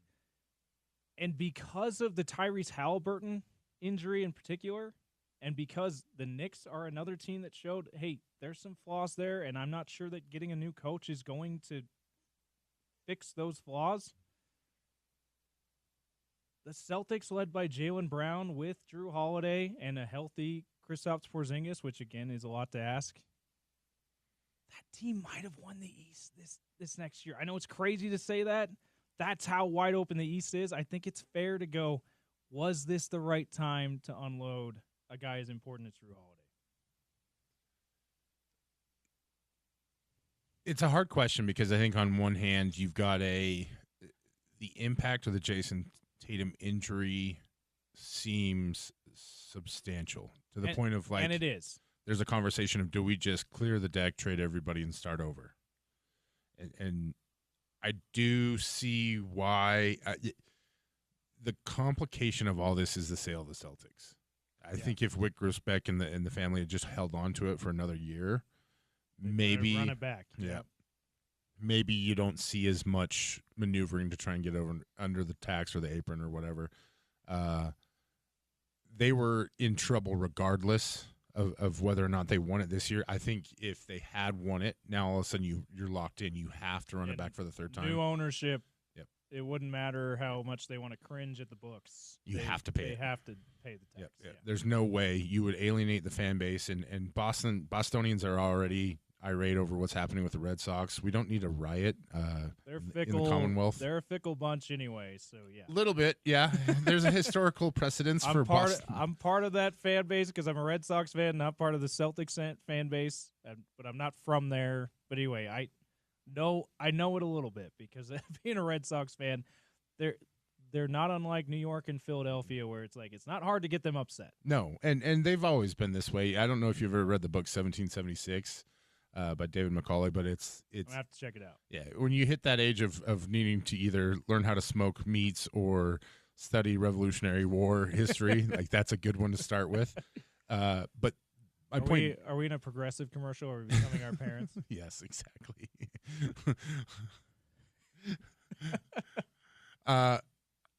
So the point being that, like, you have to do something if you're the Celtics because the team as constructed is just too expensive, too heavy, salary-wise, but it is still competitive. So I guess the question becomes, do you feel like you can build a competitive enough team to make it to the second, maybe even the conference finals in what is now a really wide-open East with Jaylen Brown as your guy? And what do you need to put around him in order to do that? Now, the thought process from this trade that I see is shooting. Let's go get more shooting. We're going to make more threes. We took so many last year. Let's take even more. We're going to take 150 a game. Yeah. Let's go. So see, I just don't know that they needed more shooting. That's another reason why I'm like, I think if you're going to trade a defensive dynamo like Drew Holiday, we saw what happened with Milwaukee Bucks. Yes, you should do it. You got a better star player in theory with Damian Lillard, and to a lesser extent, they're getting a better player in theory with Anthony Simons. But you cannot discount the cost that has on the defensive end. I don't know how you watch this finals and be like, you know what? Let's build a team that shoots more. Yeah, when there's two teams that just play incredible defense. Now, maybe some of it is that you feel like you're getting younger with Anthony Simons, and so that allows you to be a little more competitive defensively. And the financial thing is obviously the main motivation for this. But you look at how the Celtics roster is constructed, I don't know. And a big problem with it is that one of the more key cogs for your defense in Kristaps Porzingis and his ability to protect the rim is such a liability in terms of, is he going to be healthy or not? I still don't think there's been any clarity on that weird illness that he suffered. Yeah. Right? I have not heard anything, and people, a lot of NBA people expect he's the next one to be traded to help clean the books up even more. Anyway, just wanted to ask the question. I'm not sure anybody's making the conclusion that I made that if they stood pat, the Celtics could win the East, and that is it. Because that's an insane thing to say when you're, no doubt about it, best player. Some people think top 5 player. I think maybe not top 5, but certainly top 10 player, Jason Tatum, is not going to play a game next season. But that's how wide open this Eastern Conference is. I certainly understand it from a financial standpoint.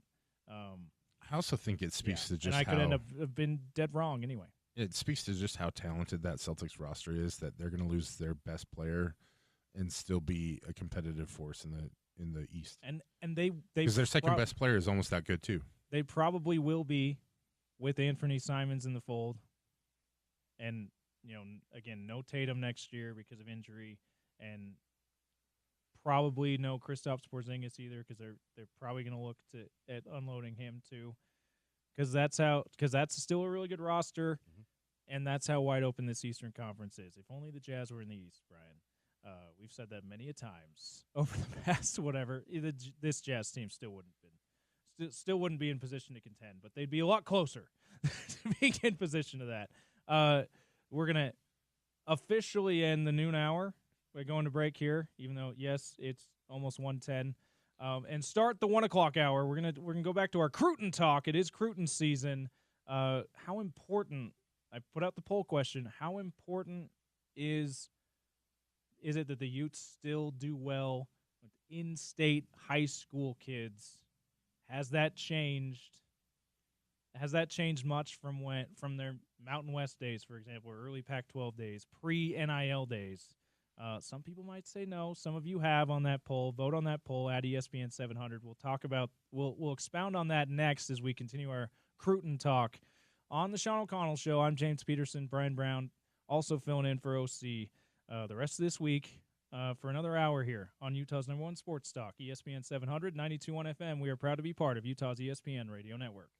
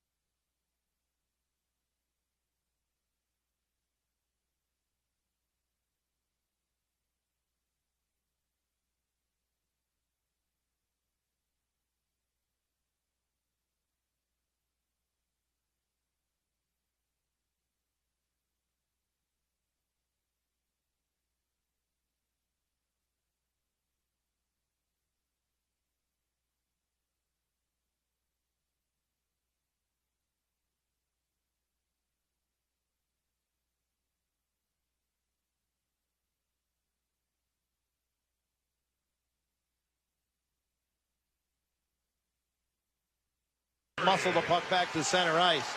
Bouchard at the line has his pass broken up, and Luosterainen turns the other way. Transition for Florida. Luosterainen on the right side finds a trailer coming in late. Tkachuk, he scores! Matthew Tkachuk with under a minute to go in the first period. And once again, Edmonton has given up 2 goals in the opening period. That was a Matthew Tkachuk goal in Game 6 of the Stanley Cup Final a week ago today, when the Florida Panthers beat the Edmonton Oilers to win their second straight Stanley Cup, courtesy of Sports USA. John Allers on the call there. We'll talk with Tom Callahan about 15 minutes from now as we officially start Hour 3. You know what we didn't do, Brian? I teased that we would give away Monster Jam tickets, and then we just ignored it. So we'll do that in a sec, but let me read this. ESPN 792.1 FM is welcoming Nate Jackson to Kingsbury Hall November 7th. Tickets are on sale now, or you can listen to The Drive. For the first, I think this is the last day. Yes, they're giving away tickets, a pair of tickets to see Nate Jackson at Kingsbury Hall. So stay tuned for that, and let's give away that first pair of Monster Jam tickets that we promised a half hour ago. Let's do it. And then we got distracted. That's my fault. I'll own it. I'm the leader. Buck stops here, right? Okay. Program director, everything. Like it's my fault. Brian, don't try to take responsibility. Okay. Anyway, what was our question, Brian? Who did Andy Larson have for the Jazz selecting at number 21 in his article? And don't look up the article and cheat here. You got to remember from when we talked to Andy. Who does Andy have the Jazz taking? Number 21 tomorrow in the NBA draft if they keep their picks. 877-353-0700. First person to answer that correctly wins a pair of tickets to see the first ever Monster Jam World Finals coming to Utah, Rice-Eccles Stadium specifically, July 4th and 5th. And tickets are also available at Ticketmaster if you do not win. We also have another pair of tickets to give away about a half hour from now in Topical Trivia. We'll have another trivia question for you there. But it's Cruton season, Brian. And we started out the show talking about summer recruiting, giving some context around that, what's important.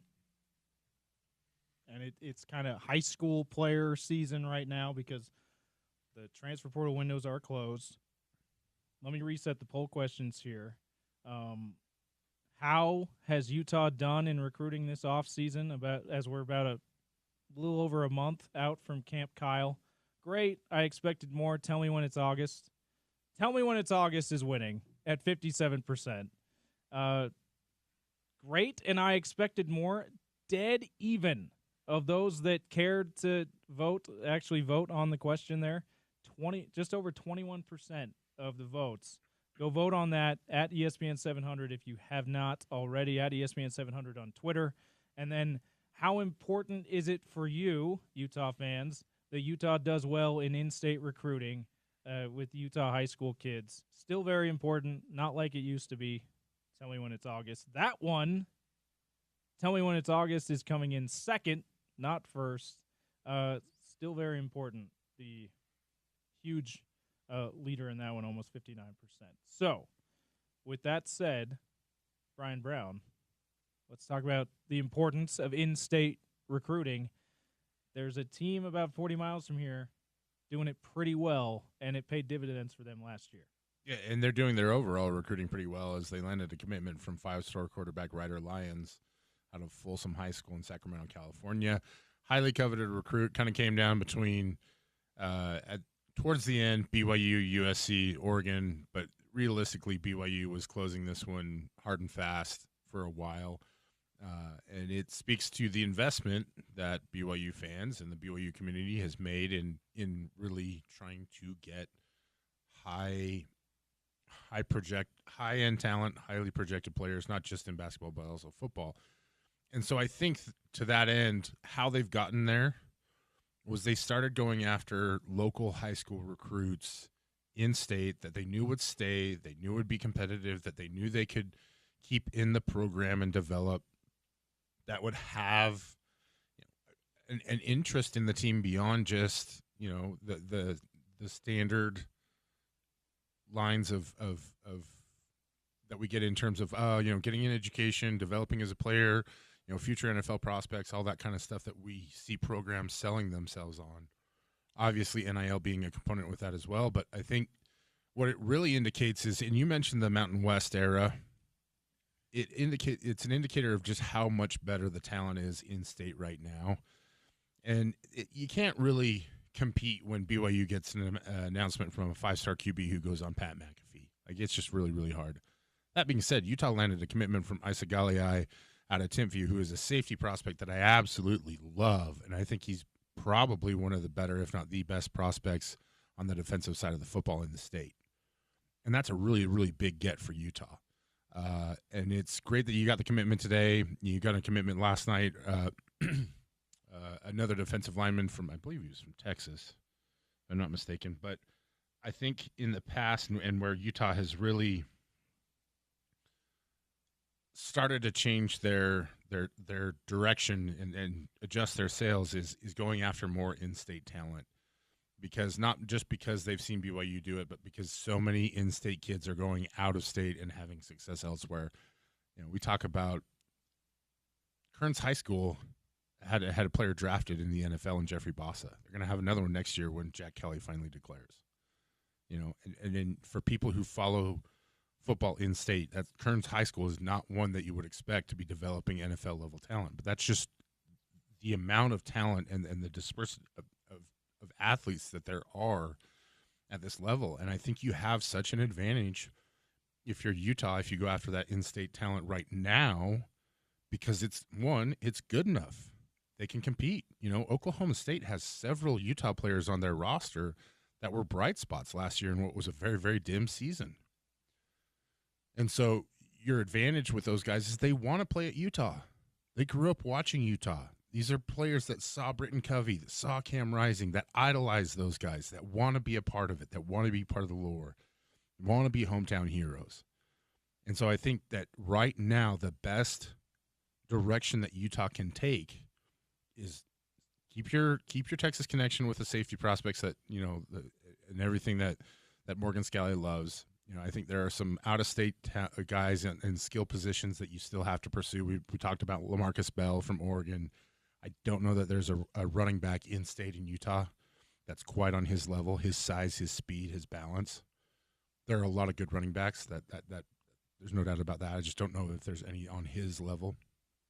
So make sure you're going after those guys. But in the meantime, fill in the cracks. You know, Utah just barely offered Legend Glasker, the wide receiver out of Lehigh. They should have offered him a year ago, because he's committed to BYU right now, and he is a dog. And so that's where and I think the poll question is showing right now. I'm rambling a little bit, so we'll wrap this up. But you're all good, man. It's showing where, you know, interest is in the fan base as to recruiting, because they don't think that any of these guys are going to land on the finish line.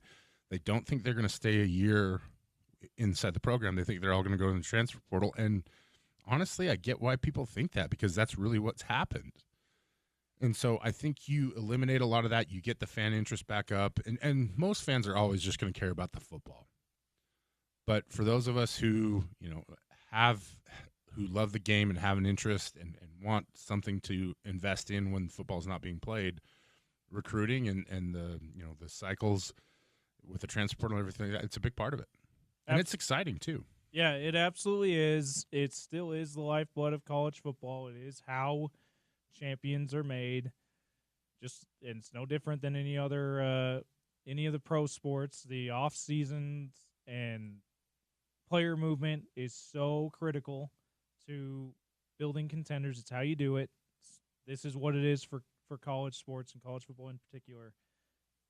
I tend to think that, given the fact, Bryan, we mentioned earlier in the show, winning a national championship should not be the goal for Utah.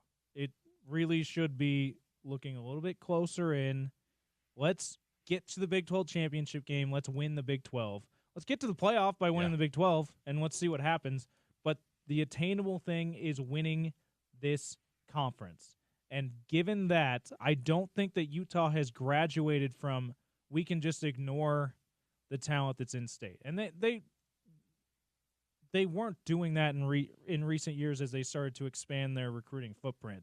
They weren't ignoring the talent in state, but they maybe had started to disregard it more than they ever had before. It wasn't prioritized. Look, it's not make it as high a priority.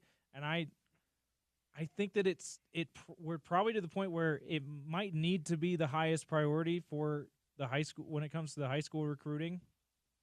And then while still maintaining the footholds, as you said, that you've made in Texas, that have been hard won in Southern California and other places outside of the state, I think they need to go back to this state being their highest priority as far as high school recruits, and maybe that's only like 55%, and then it's not like 70% of their attention needs to be on this. Maybe it's closer to half, but it's still the highest priority. That's how I see things, because you have to have that continuity to even begin to start building your program to the point where you're the teams in the SEC, where you're Ohio State, Michigan, those teams in the Big Ten that expect to compete for national championships. It becomes an arms race in college football, and the weaponry is money. And so Utah is always going to be at a disadvantage when that's the case, because it is not one of the higher grossing athletic departments in the country. And you saw that I brought up Felix Ojo earlier in the show, 5-star offensive line prospect. And I'm sure a lot of the reason why Utah got in the door with him and was able to get him on a visit, bring him out and everything like that. And, it's reason why they feel like they're still in the game with him, even though there are some reports that it's down to Texas and Ohio State, is because all the offseason news has been around Utah's star tackles. Caleb Lomu, Spencer Fano are now on everybody's radar, and everybody's now aware of how good they are. And I think that speaks a lot to Jim Harding, his ability as a coach, his ability as a developer. It also speaks to what Utah did a long time ago in prioritizing the offensive line, getting talent in there, and bringing in recruits that they knew they could get. And a lot of them are in-state guys. Spencer Fano, in-state. Isaiah Garcia, 4-star tackle, in-state. Caleb Blomu's not an in-state guy. He's from Arizona, has local connections, a lot of family out here. Made it really easy for him to make the decision to come here. So you look at that, then you look at the level of talent that's here in-state. And, the 2026 class, I thought it still has a lot of talent in it. It's maybe not as top-heavy as I thought it was. But 2027 is going to be so good, and it's just going to continue to grow from there. There's a player named Crew Jones out of Ridgeline that has offers from literally everybody: Ohio State, Alabama, Utah, BYU, obviously the locals. And he's the kind of talent and kind of player that if you could land him, he projects as a defensive lineman, defensive end. That's another one that really gets you on that track to becoming a perennial playoff contender, but also perennial Big 12 champion in that regard. And I think it feels like it's a step back in a lot of ways for Utah football, because for a few years there, they had been leading the pack in the Pac-12. And now you have to recalibrate. You have to look at what can we do in order to not just survive, but also thrive in this environment where we are at a disadvantage in terms of financial ability to just go out and get players. And so I think you look at your local recruiting talent and you see, whereas in years past, you felt like you could, if you missed on a guy, you could always go get him out of the portal, for local kids. I don't think you can do that anymore, because BYU is going and getting those kids, and BYU is having success with them. And as you mentioned, when you mentioned Oklahoma State, Utah high school prospects are no longer a secret to the rest of the nation. So you're competing in the transfer portal. You're not just competing against yourself and BYU and Utah State anymore. You're competing against the Western United States and now the rest of the Big 12 footprint, if not even more than that. Big Ten, you mentioned Crew Jones having Big Ten offers. Like, it's not a secret anymore, so you should probably prioritize getting them right away. We'll see how and we'll continue to follow it as the commitments keep coming in. See how well they're able to keep the inroads that they've made in state and and balance it with the inroads they made outside of state, in places like Texas, like you mentioned, Bryan Brown. In about 3 minutes, though, we've got Tom Callahan, Locked On Mammoth podcast host. We're gonna get his reaction to the Stanley Cup final. I don't believe he had a chance to OC had a chance to talk with him ever since a week ago when the Florida Panthers secured back-to-back Stanley Cup titles over the Edmonton Oilers. And then NHL draft starts Friday. We'll get his thoughts on that and more. A big off season ahead for the Utah Mammoth. Tom Callahan talks about it next on the Sean O'Connell Show. I'm James Peterson. That's Bryan Brown filling in for OC on Utah's #1 sports talk, ESPN 700, 92.1 FM.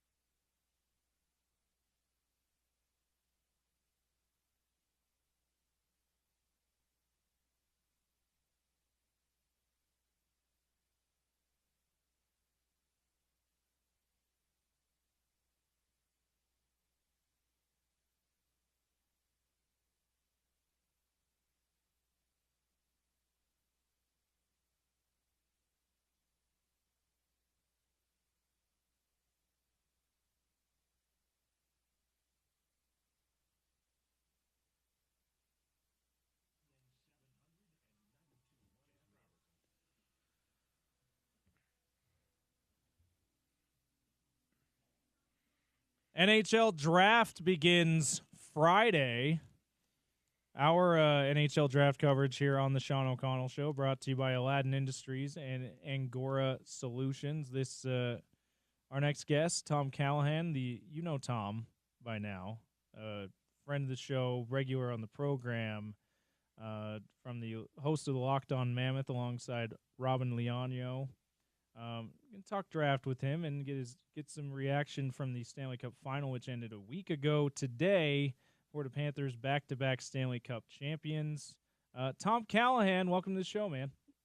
Hey, thanks for having me back on. It's still a crazy busy time of year, even though we finally stopped actually playing games. It absolutely is. And you know what I realized, Tom? I looked back at my text to you. I did not warn you that it would be me and my friend Brian Brown filling in for OC in this one. So it is not OC talking with you today. He's taking some time off this week, so it's me and Brian Brown holding it down for him. So we appreciate you coming on. Wanted to start out with just a reaction to how the Stanley Cup Final played out. I believe the last time we had you on was before Game 6, right? So we have not had a chance to get your takeaways from the Florida Panthers winning back-to-back titles. Sam Bennett, Conn Smythe Award winner. What are your thoughts? Deserving for Bennett, absolutely, and deserving for the Panthers. They have built a team that is solid top to bottom. And for Utah Mammoth fans, you want to know what your bar is. It is that. It is 4 lines of depth. It is very good defense 1 through 6, and it is a goaltender who gives you everything that you need in the big moments. And that's what they built there, and it's a formula for success. They're not afraid to engage. They're not afraid to mix it up. I love that style of hockey. I think it's a winning style of hockey, and it just goes to show that having 2 of the 5 greatest players in the world on your team doesn't guarantee you a Stanley Cup. It is a team sport, and Florida has executed that game plan perfectly. Won the last 2 cups and have been to the finals 3 years in a row. The question, of course, is how many hoops can they jump through to try to keep it all together cap-wise?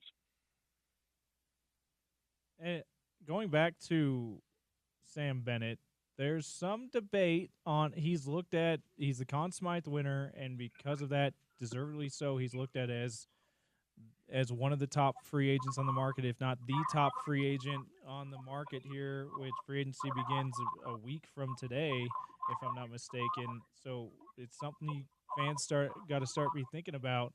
Where are you on the Utah Mammoth really pursuing a guy like Sam Bennett at the top money that he's probably going to be seeking, probably close to, if not over, double-digit $1 million per year?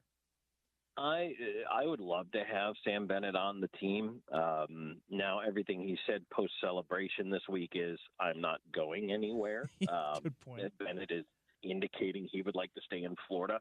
So that might make it a moot point. But, look, a heart and soul guy who had himself a great playoffs. You know what was interesting? This has got to be going back maybe to the second round. We were having this discussion, OC and you and me. We were talking about which players had differentiated themselves and separated themselves that might have been a little bit of a surprise.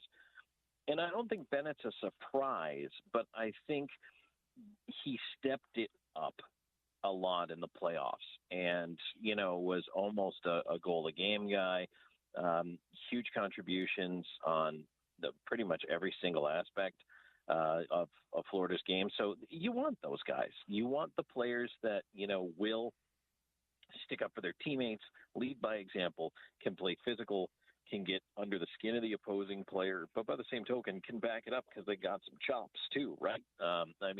If you're just going to yak and not back it up, you're not going to be in the league long. So if there were a chance to get someone like that, I would absolutely be interested in pursuing him because I think that's a great addition to any team. And the other thing is, too, now is, and I don't know if you're going to go to Marchand or not to talk about this, but there's a difference in age there that I think is actually pretty darn important when it comes to Utah's timeline for competing for a Stanley Cup. Tom, you covered a couple different conversation pieces there that I think maybe have relevance for what the Utah Mammoth can learn from this year's Stanley Cup playoffs as they're looking to build a contender? What are maybe some other aspects that you noticed or observed during the course of this run that they can learn from? You know what? I think everybody is going to be looking at Florida and figuring out what they can learn from the Panthers. And probably the first rule that would apply to the Mammoth is consistency. The Mammoth were still a growing team and still figuring it out. But one of the things that plagued them throughout the entire season this past year was the inconsistency of play. Sometimes they came out and looked like world beaters, and other times they looked like, 20 guys who had just shown up for a game of pickup. And that's something that you have to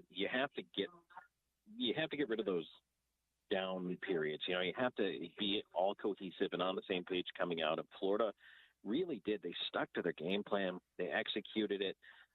That's what winning teams need to do. And Florida minimized its own mistakes in a lot of ways because, let's face it, making a mistake against Edmonton, especially against that top line, is absolute death. But they just took care of the puck, minimized the turnovers, and it's not an easy game to play because it's physically demanding. It is difficult to show up night in, night out, and want to win those battles in the corners. It's 82 games of that plus playoffs can grind you to dust. But Florida was able to execute it, and I think for the Mammoth, that is one of the things they're going to need to be able to execute is consistency with the game plan and limiting their turnovers. Puck possession is everything. I mean, possession numbers count a lot, whether it's soccer, basketball, hockey. I mean, does it guarantee you a win? No. But is it really important? Yes.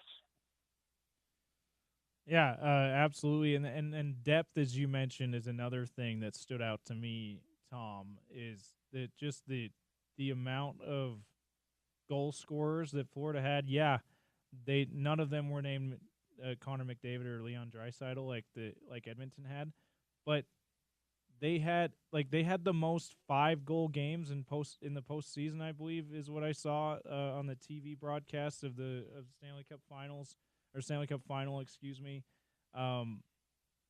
You would have thought that a team that maybe has the two best offensive players, period, that they were playing against, McDavid and Draisaitl, would be that team that was the highest scoring team in the playoffs. It was Florida, and I think it just speaks to just the amount of depth they had. They have maybe not the best players in any given series, but really a bunch of really, really good players. Well, and yes, it is a very high level they were playing at. And, I mean, McDavid didn't even get his first goal of the series until it was either game 3 or game 4, and that's hard when you depend on those guys so much. And Evan Bouchard probably wanted to be more of an offensive factor, and he wasn't. Draisaitl tried to do everything he could, but that's the difference, right? If you shut down that one forward, that one line, or their power play, Florida finally figured out how to solve Edmonton's power play for the most part. It's a situation where for the Utah Mammoth, again, to bring it all back around to them, like those are all the lessons that you need to learn. And you're right, it's consistency and it's scoring by committee sometimes. Look, Brad Marchand wasn't on every night, but when he had a big game, it mattered. Bennett wasn't on every night, but when he had a big game, it mattered. Same thing with Tkachuk. When he had a big game, it mattered. And then they just found ways to get pucks through from the defense, and everything worked out really well for them. So being that deep, being pretty talented was huge. And then on the back end, let's not forget about Sergei Bobrovsky, because in the beginning of his contract, everybody was like, what a waste. This guy's terrible. I can't believe they're paying him all this money. But then they put a team in front of him that helped him play to his strengths. And when he was able to take away opportunities and give him the big save when they needed it to, because he's still good, that really propelled them over the top. Tom, I'm a veteran of the Locked On Network. I no longer host the podcast, but I know the amount of energy, effort, and grind goes into hosting a show every day. What I don't know is what it's like when a team moves a market and it puts you into a totally different new situation, having to adapt to a new fan base. How was this year for you personally and as a show host, and what kind of observations did you have making that transition along with the team?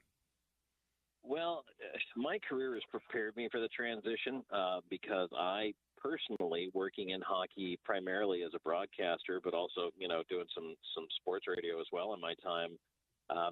Look, I've moved. I've changed. I've gone from team to team, market to market, kind of part of climbing the ladder, right? And so personally, I know how I felt when I would change to a new location or, have a new, essentially, team to root for, if you will, because I was getting paid by somebody new now. And then you also understand that coming in as the new guy, or you as the new player or the new team, there's always going to be a couple of fans who, number one, you're leaving behind in the market. Previously, in this case, Phoenix, who were bitter about it. And, I was with the Roadrunners as part of the Coyotes organization. So I heard a lot about it firsthand, all the troubles they went through, the ownership switches. People were really just so disenchanted, not with hockey. They love the sport of hockey. They could not stand the shifting sands of ownership and politics and everything underneath it. So when the Coyotes finally left to go to Utah, I felt like there was some of them threw their hands up.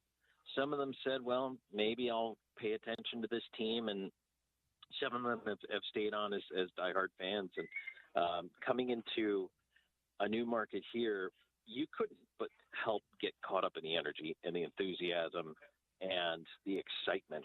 I mean, and it starts with the Smith ownership group, right? I mean, they seem to say and do a lot of the right things.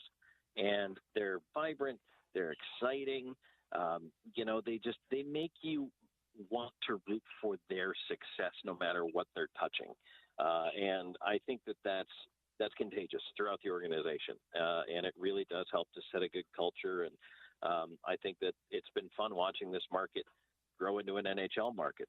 I think there's always been a big love of hockey and obviously winter sports, but now there is an NHL team to root for, and that's something special. And it's been really cool to see people embrace that. I've loved it. Yeah, and it's been a great podcast you and Robin have put on. Locked On Mammoth now, Locked On Utah Hockey Club all of last year, now Locked On Mammoth. Definitely encourage our listeners to go check it out. Before we let you go, though, Tom, the NHL draft starts Friday, goes into Saturday. I guess tell us what you've been hearing about what they might do with the fourth pick. It feels like the Jazz and the NBA and with the 5 pick, and could they trade out of that? Could they trade up? Could they trade back? Will they just stay and take it? Is that the right move? It feels like a lot of those same storylines apply to what Bill Armstrong, Utah Mammoth, might do with the number 4 pick. Well, they absolutely do, because everybody gets excited about it. They see, number one, there was the excitement of just moving up from 14 to 4. That was awesome. Yeah. That was just the coolest. That was a little Christmas gift right there. And so now suddenly that pick has more value. So, in knowing that it's kind of found good fortune, you listen to what other teams have to say. And, look, I would love, if the Utah Mammoth, if somebody said to me, Tom, I'm going to offer you a number 1 NHL proven center for that number 4 pick, I would take that right now. Because I think that number 4 pick, no matter how good they are, and potentially franchise player worthy with a little bit of luck, that's 3 to 5 years down the road minimum. So I think that Utah should be contending for a playoff spot next year. They should be in the playoffs next year. And then in 2 and 3 years down the road, contending for a Stanley Cup. So it's interesting. The Buffalo Sabres have now come out and basically said, yes, we'll move the number 9 pick. They have no qualms about trading that. And of course, one of the guys I always like to point at is Tage Thompson, who is a 40-plus goal scorer for Buffalo this year. And the Sabres are in the middle of dismantling themselves for whatever reason. So I'm always like, well, hey, if you flip the 4 for the 9 and get Tage Thompson, and look, you're going to have to give something to get something. So it might be a valuable piece off your current roster, or pieces. I think that getting that 1C would be huge. But now, do I expect the pick to be traded? Not really. Number 4s don't move that much. So I think they're going to end up making the pick. If they do make a trade, you better believe Bill Armstrong's going to come out way to the good on that, because I can't see them giving it away for nothing. So they'll probably make the pick. They're probably going to pick a forward, hopefully a center. And I mean, there's a bunch of names floating around, and it always depends who gets picked at number 3. That's the real question. but I think that's where the Mammoth are going to go. It'll be fun to follow along with it, Tom. And I will actually let you go on this one. Tell us what you got coming up on the pod for our listeners as we inch toward draft day on Friday. Well, this has actually been a tremendous week for us. Tomorrow we have Robin's got a great interview coming up with a pro scout named Will Scouch, who has his own scouting company, which is awesome. And that's going to drop tomorrow. And then, I mean, for us, it's wall-to-wall draft coverage right through the weekend. And then we are plummeting downhill into free agency, which begins in the beginning of July. So actually the next 2 weeks are going to be pretty crazy on the NHL front. And if you're a hockey fan, it's a great time to be paying attention and listening in. Absolutely. That's Tom Callahan, host of Locked On Mammoth podcast. Go search for that wherever you get your podcasts and check out that great draft and free agency and off-season coverage coming up. Thank you so much, Tom. All right, guys. Thanks for having me on. Take care.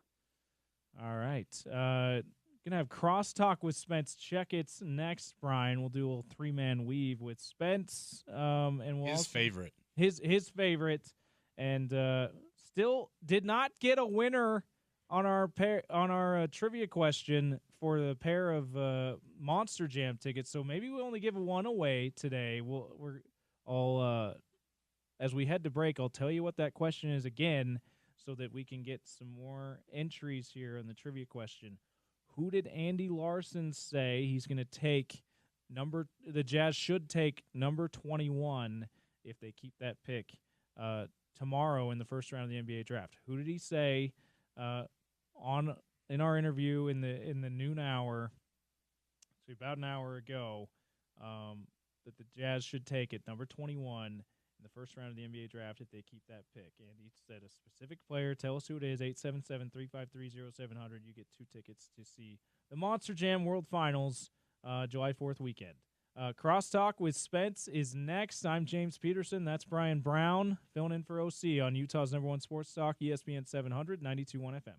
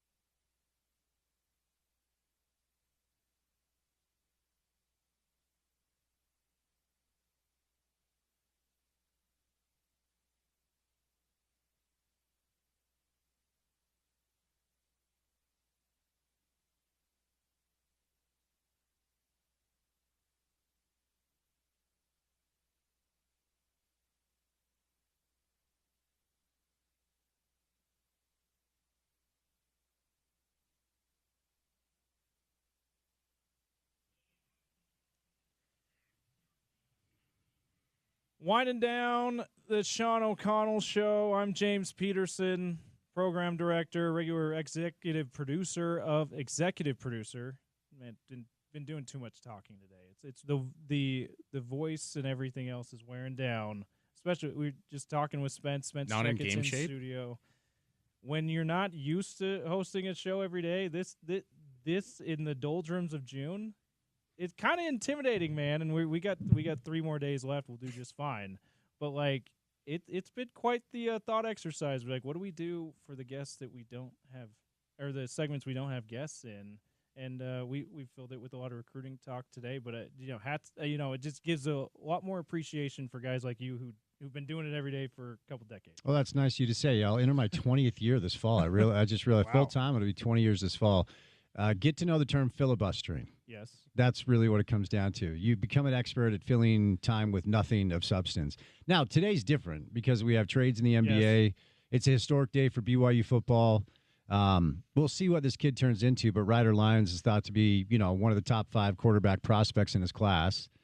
As we all know, Bear, you know this too, highly touted prospects are a dime a dozen. How do they evolve? How are they developed? He is going to serve an LDS mission. What does that look like? But look, I said this 6 years ago when the rumors of NIL started to surface, and then 4.5 years ago when they became a reality. Say what you want about BYU. The LDS Church understands the power of the purse. BYU understands the power of the purse. Their constituents understand the power of the purse, and they have resources, and they're willing to allocate them. And if you're a Utah fan and you happen to own a business and have some deep pockets yourself, BYU continues to throw shots across the bow that Utah has to answer now. This Ryder Lyons kid looks like he's legit. AJ the Bounce is going to be the best prospect that we've ever had here instantly. So today is one of those days where you don't have to stretch much because we do have a lot going on. But your point stands for sure. Definitely true. Not bad for not being the highest bidder, by the way, for BYU. One of my favorite things every time, because I tune into a little bit of when I heard the Lions thing was official, I tuned into a little bit of the BYU coverage. And I just get such a kick out of how this culture is so scared to embrace uncomfortable truths. A lot of them, okay? Mm-hmm. And look, you should be doing a victory lap that you have the bank account to pay a kid like this. You should be doing, and by the way, because I heard this like, oh, watch out for the false reports. Jeff Goodman himself reported AJ DeBance is being paid $7 million for 5 months of basketball. This wasn't the Salt Lake Tribune or the New York Times or somebody that has a bone to pick with BYU. This is Jeff Goodman, who's one of the most reputable college basketball. You're paying AJ DeBance $7 million a year for 5 months of basketball. And guess what? Congratulations. Do a victory lap. Why is that a bad thing? It's this thing. They have to hold on to this idea that all these kids only want to come to BYU to go to the Wilk and grab some creamery ice cream and enjoy the experience. No, they're getting paid. That's the name of the game. And this dynamic of you being able to pay these athletes is why you'll be able to separate yourself. And so far, the returns have been good. But the angle of paying the kids with the way that BYU people react to it is just hilarious and almost pathetic to me. Like, just embrace it, do your victory lap, because congratulations, you got another good prospect. As a Utah fan, I look at it and I think to myself, it must be nice because Utah was at sure. the top of the mountainside for the last decade, and it was just continuing to go up and up and up.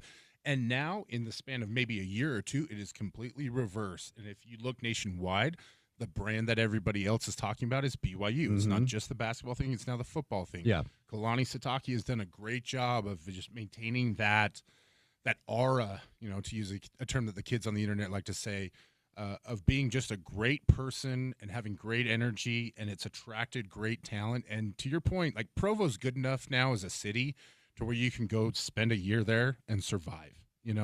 Like it's more than just chocolate milk, and now that they have caffeine on campus and all that other stuff, like there's enough going on in Provo that it's a decent enough town, and so they can build off of that. And if you're looking at it like I am from the University of Utah's perspective, it's either where are the pockets, or what can we do to stop this or at least stem the tide, because it feels overwhelming. Like Utah got a commitment from a really great in-state prospect today, and nobody's going to talk about it. Right. I mean, look, to Brian's point, Utah had an advantage for a decade, and that was P5 inclusion. It was Pac-12 over independence. As soon as BYU, was able to gain access into what's now a P4 conference in the Big 12, you combine that with the ability to pay these kids and powerful boosters with deep pockets that love BYU athletics. To Bryan's point, the shoe right now is on the other foot. Now, I'm not saying all is lost for Utah, but there has to be people in this community up here in Salt Lake you got to answer the bell. You just have to. If you are listening and you're a Utah fan and you're fortunate enough to be a business owner that you can pay some of these kids some NIL money, or you happen to have some deep pockets with some disposable income, you got to step up and help. It's the only way to even the playing field. That's the reality where we're at now. Yeah, that's the only way, or the best way to get enough talent in the building right now in this NIL era. Yep. Might change a little bit once this house settlement stuff, once that fallout completely settles and you have the $20 million, but that's still – it's not NIL. That's not NIL. NIL is still going to be a big part of it. Yep. So Utah's going to have to catch up a little bit, especially to BYU, but also other programs in the Big 12. And if they eventually do want to look themselves as a national championship contending program, they're going to – I mean, it's BYU is the dwarf compared to those other programs that actually are right now. I do wonder if the house settlement and now with NIL Go being within the athletic department, if that doesn't help Utah, because they've really struggled to get the collective side of things organized and set up. Now, the Garf family went all in on dumping money into it and doing the trucks and everything like that, which was great. But I think what you've really seen with BYU is it's the organization side. They've gotten everybody together. They've gotten organized. They've said, okay, this is what we have to do for this and this and this, and everybody bought in. I think Oregon's done a really good job of that as well. It's not just about the money. It's also about having the people who can use the money in the right ways, which I think that's really what BYU's done well is they went and got to Bansa, Jaeger Demon last year, Ryder Lions. They've spread that money out across, the right type of talent to get the attention. And so that's really where I think Utah has a chance to survive. Is if you can get some of the bigger families, and I'm assuming it's like Eccles Huntsman's are still the big names. If maybe they'll come on board now because it is more in-house and more stable, if that is in a way that they can pipe some more money into the system and compete, because I hate it, but that's really what you have to do right now. You have to have money. No doubt. No doubt about it. Spence, what's coming up on the drive? Well, we're efforting a BYU guest to talk about this Ryder Lions kid. We'll see. In the meantime, a lot of NBA trades. The draft is tomorrow. So we've got Zach Harper. Bill Riley, voice of the Utes, will stop by. We'll kind of discuss this dynamic. Dave Fox will be in studio. I'll be on TV with Dave tonight to preview the draft tomorrow, and I'm sure we'll talk about this Ryder Lions situation. So a lot going on a random Tuesday. Sweet. That's 2 to 6, and that's right now coming up next on ESPN 700, Utah's #1 sports talk. This has been the Sean O'Connell Show. Bryan Brown and I will be back tomorrow and the rest of this week filling in for OC. Stay tuned from 11 to 2. Up next, again, the drive with Spence Checketts. Porter and Spence will take you home on ESPN 700, 92.1 FM.